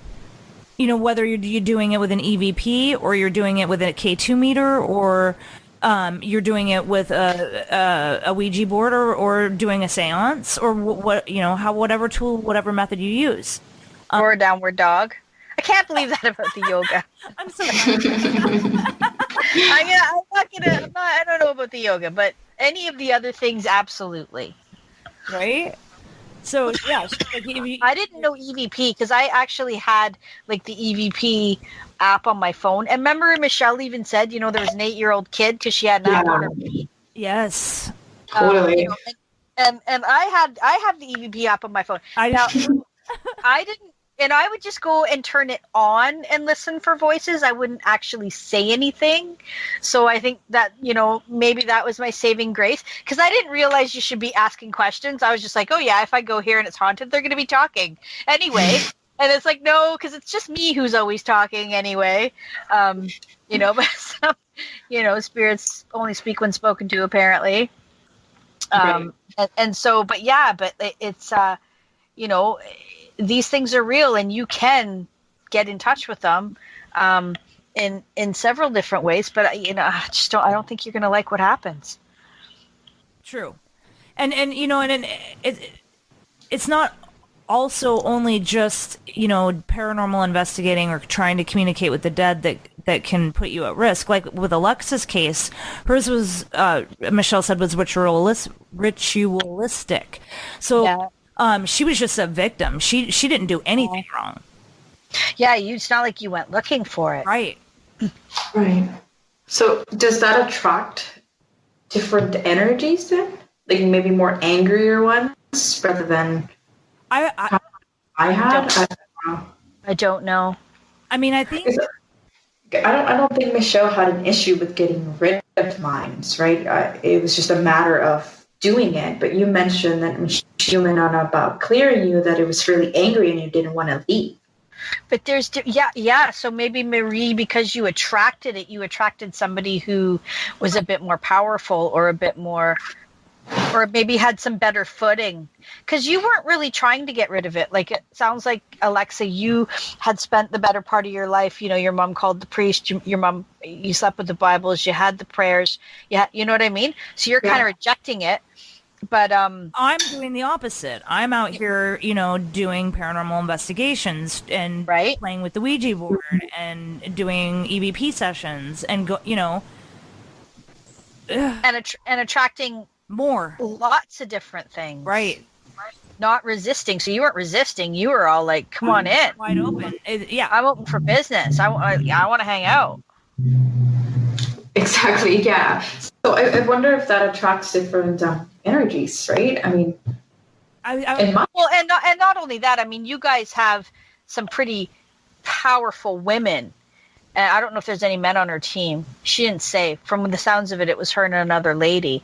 And I mean, Michelle's bloodline has been gone on through her family too. So, they're pretty powerful too. Right. The good's pretty strong too. Right. Which is how they probably sent yours packing, Alexa, and how they'll probably send Marie's. But I saw the emails, Marie. She said she's going to have to clear you a few times. Yeah, you're right. And what's weird is I get I haven't messaged her, but it's like I don't know. What?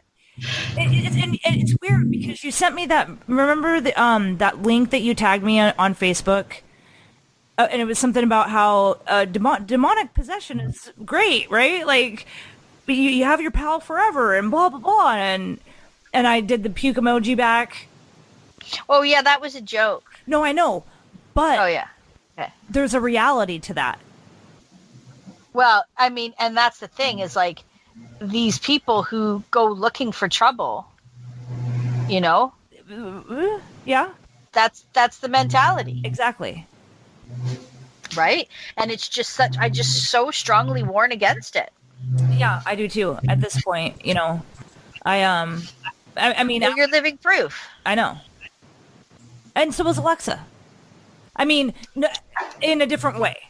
Like, the point is, and this is why I've wanted to do the podcast, is I used to listen to all kinds of radio shows, and, it's a sensational topic, and there's a lot of, different avenues and rabbit holes you can go down in the paranormal umbrella.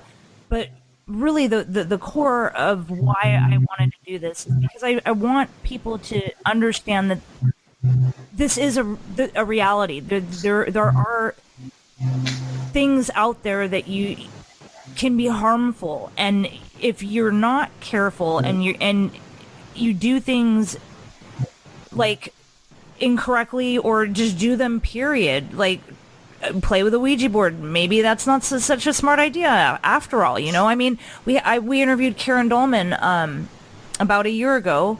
And she talked about the positive ways you can use a Ouija board, and maybe it comes down to intent. And this is a theory that's out there that if it's your intent. One thing that I've never told anybody, I don't think I've told anybody this, and I'm about to say this right now, and I won't cut it. I promise. Okay. When Ted Bundy was executed. Me and my friend were on the Ouija board at the time of his execution asking to speak with him. That's stupid. Tell me about it. Wow. Oh my God. What were you thinking? And she, as we were doing it, she jumped up and ran out of the room. She said she saw Ted Bundy's face come out of the Ouija board. Wow. And to make things even weirder, I have this weird thing with Ted Bundy where I constantly defend him, and I don't know why. I'm like, I always have to do this caveat of, I don't condone what he did, but he wasn't a necrophiliac, and it really pisses me off when people say he was a necrophiliac, because he wasn't a he didn't do anything with or he wasn't a cannibal. Why do people say he was a cannibal? I don't condone what he did, but, I defend him. And that's not defending him. That's defending the facts of the case. Okay, well, I appreciate that. So you don't have to feel like you're defending him when you're wanting the. Well, you just know the facts. Yeah, you're just denying the fantastical. You're just denying the fantastical. You're not defending the murderer. Right. Okay. I appreciate you saying that, because it's not the same thing. See, this is why we do what we do, right? To get these things worked out. Right, yeah. And you're right. You're from Seattle, which was one of Ted Bundy's hunting grounds, right? Oh, yeah, yeah. Right. Yes. Which is strange because I live like 5 doors away from the old Picton farm. I know. So, only I would never take out a Ouija board. Well, no, he's still alive, so. Yeah. And he's got transferred to Montreal, so he's not even in British Columbia anymore. Oh, I was going to say we should go visit him, see if we can get an interview with him. No, thank you. Yeah, do you want to be on my podcast? No, thanks. Well, see, that's typical Marie. That I'm always barking up the bad tree. Yeah, no. Well, now I can be the sober yin to your raging yang. How's that? I think maybe that's what the universe has meant for us to be, right? Yeah, no, I'm not going to interview Robert Picton, but we can. Yeah, no, I'm gonna. And Michelle offered to clear that land as well, so I said I'd send a picture because he killed so many people on that plot of land, that I'm like, how can there not be like some sort of bad vibe attached to this place's ground is sour here now? Oh, absolutely. And it freaks me out when I drive by there too, because I'm like, I wonder if there's like, and this is going to sound crazy, but I'm like, I wonder if there's like bad spirits attached to that place. Like, I wonder, why did he do that? When people kill other people for years and still go on and have, a normal life outside of that, I'm like, that's just insane. Like, I wonder if those people get help from, the wrong place. And I think we talked about that too. Like, I think some do. Some serial killers are possessed. Yeah, I don't know. I was reading about that. Were you? Would you? Yeah, I kind of have. I love reading about serial killers. I have different books. When I had my degree in criminology, and I was just fascinated when we talked anything about serial killers. Yeah. And I did a lot of research, and there were some people. I mean, these are just personal opinions on the internet, right? There's just some people saying that, it just seems that most serial killers would have some kind of attachment to them. Oh, okay. And that that would kind of cloud any positive that they had in them and just kind of like manifest through them. I don't know. It was like a whole theory, and I got really sucked into it, and I was like, wow, that's amazing. But it would make sense, because I mean, I guess as humans, we would just want people to be naturally good and not go and kill random strangers. Well, and we would look for the reason. We would look for the reason, right? Because humans are all about what's the reason, Yeah, bloodlust is hard to wrap your head around. Yeah. I think you would just have to be a psychopath to understand it. Right. But is that demonic? Or is that... Well, I think it's both. You know what I mean? Some people, it's nature and nurture. It's like the perfect storm. Well, yeah, early childhood trauma. I mean, early childhood trauma, in my opinion, is the reason for all the problems in the world. Well, it sounds like Alexa would probably have a really good idea since she's studied criminology. Okay, not all the problems, but for a lot of like criminals and junkies. Okay, not all the problems, but you know what I mean? Like early childhood trauma, if there's something we can do to stop early childhood trauma, I feel like society. Yeah. Well, pardon? Here I go again, Ted Bundy. See, he had a pretty normal childhood, but there's rumors that his mother was actually his sister. Exactly, and he was raised by his grandparents. That's not a normal childhood. And his mom was super young, and she was in and out of his life, and and maybe nobody talked to him about that. Right? This is what I'm saying. Like maybe nobody, because there's a lot of people that you think have had great childhoods. And I'm not saying that every single person that has a bad child is going to turn out to be a serial killer, and that every single serial killer hasn't had a bad childhood. But if you look at the statistics, they all fit the lack of like maternal connection, right? Yeah. The maternal, childhood growing up, if your mom's kind of in and out, it always seems to be a problem. Not as much as if your dad is in and out, I don't think. I mean, you're obviously still pretty messed up, but most of the serial killers have had some kind of issue with their moms more than their dads. Oh, okay. And mostly because they're male as well, right? Most serial killers are male.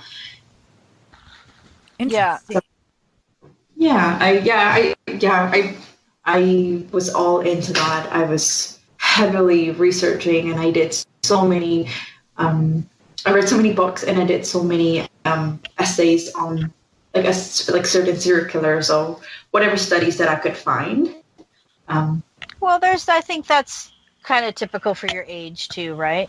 I mean, we all went through that stage. I think a lot of people went through that stage, or a certain kind of people that they'll read. It was for school, though, right? It was for school. Oh, okay. Yeah, because I think it just like ties with the degree I wanted to do.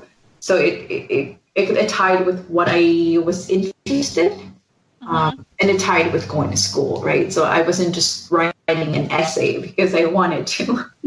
Yeah. Okay.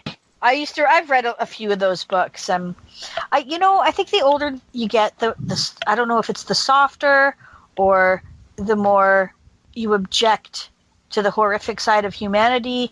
But I won't read any of that stuff anymore because it's pretty graphic and it's pretty terrifying. I mean, for women as well. Like when you think about, most of the time serial killers are men and they prey on women, and a lot of the time it's women. And it's scary out there for kids and women. Yep. But other men too, because look at that guy in Toronto. He just got busted for being a serial killer. That Bruce McArthur. Right. Yeah. And he's burying people in pots, and he's a gardener, and and it's Dahmer's victims were male also. Yeah. Yeah. Right. I'm not able to read any of that stuff anymore or watch scary movies or any of that. It's kind of the fear of even having a small pathway makes me really anxious. So I don't really read any more of those books or research or even watch scary movies because I don't want it to be any kind of opening in my heart. Yeah. And yeah. I mean, thoughts are powerful. Thoughts are powerful, and they tell you that. They tell you to control your thoughts because they're powerful. This is true. I mean, the thoughts manifest your destiny, basically, right? Like, yeah. What you think today becomes who you are tomorrow. Boy, we've had a hell of a conversation, ladies. It sure has been. And Alexa, thank you so much for coming on the show. Yeah, thank you guys for having me. Thank you so much for telling your story. I know that it's, definitely not the easiest thing to do. I can relate for sure. But yeah, really appreciate it. And it's nice to know that, there's someone else out there that especially dealt with Michelle and had similar, got that notification from her that was a little alarming, right? Like, yeah. But I'm glad. I mean, I like when I see her emails, but it's kind of like, don't know if I want to open it because I don't know what she's gonna say. Paying attention, yeah, right. Yeah, so I don't mind. I think talking about it definitely helps. But again, I feel that I'm 100% clear at this moment, so I don't have any lingering fear of attacking me because I came on and openly talked about it, right? Yep. It's been really great. Good. I'm glad. And just make sure to keep doing your grounding. Yes, I will do that again tonight because I don't want anything coming back to me. I might come into your office and do it tomorrow because I might need to.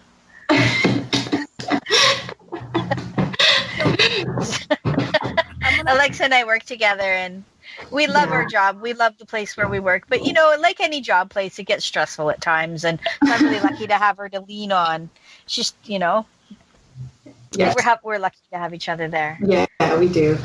And thanks, Marie, too, for sharing your story, because I know that wasn't easy. And, you really opened yourself up to our listeners today, and I appreciate that. Thank you, dear. I think, like I've said off air, you and I working together is, it was meant, it was meant to be. This was, and so with that being said, I'm going to go ahead and read the prayer to end the show. And, oh crap, my computer just crapped out on me. Oh no, I can still hear you. No, it's on my tablet. The prayer just went away. It's been up for 15 minutes now. Are you kidding me? Hold on.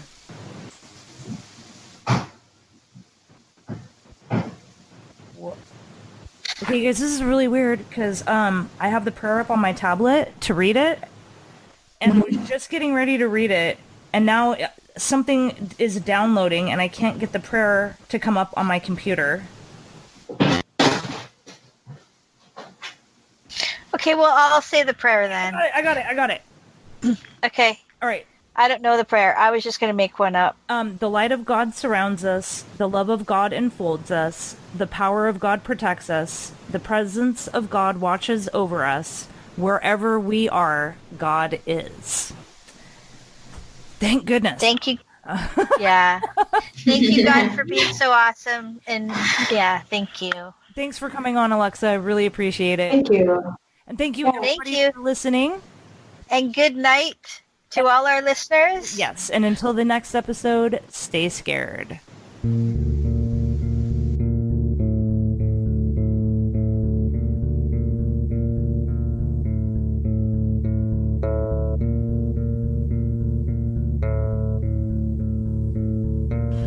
To some scary movie. The one with the guy in the white mask who walks around and stalks babysitters.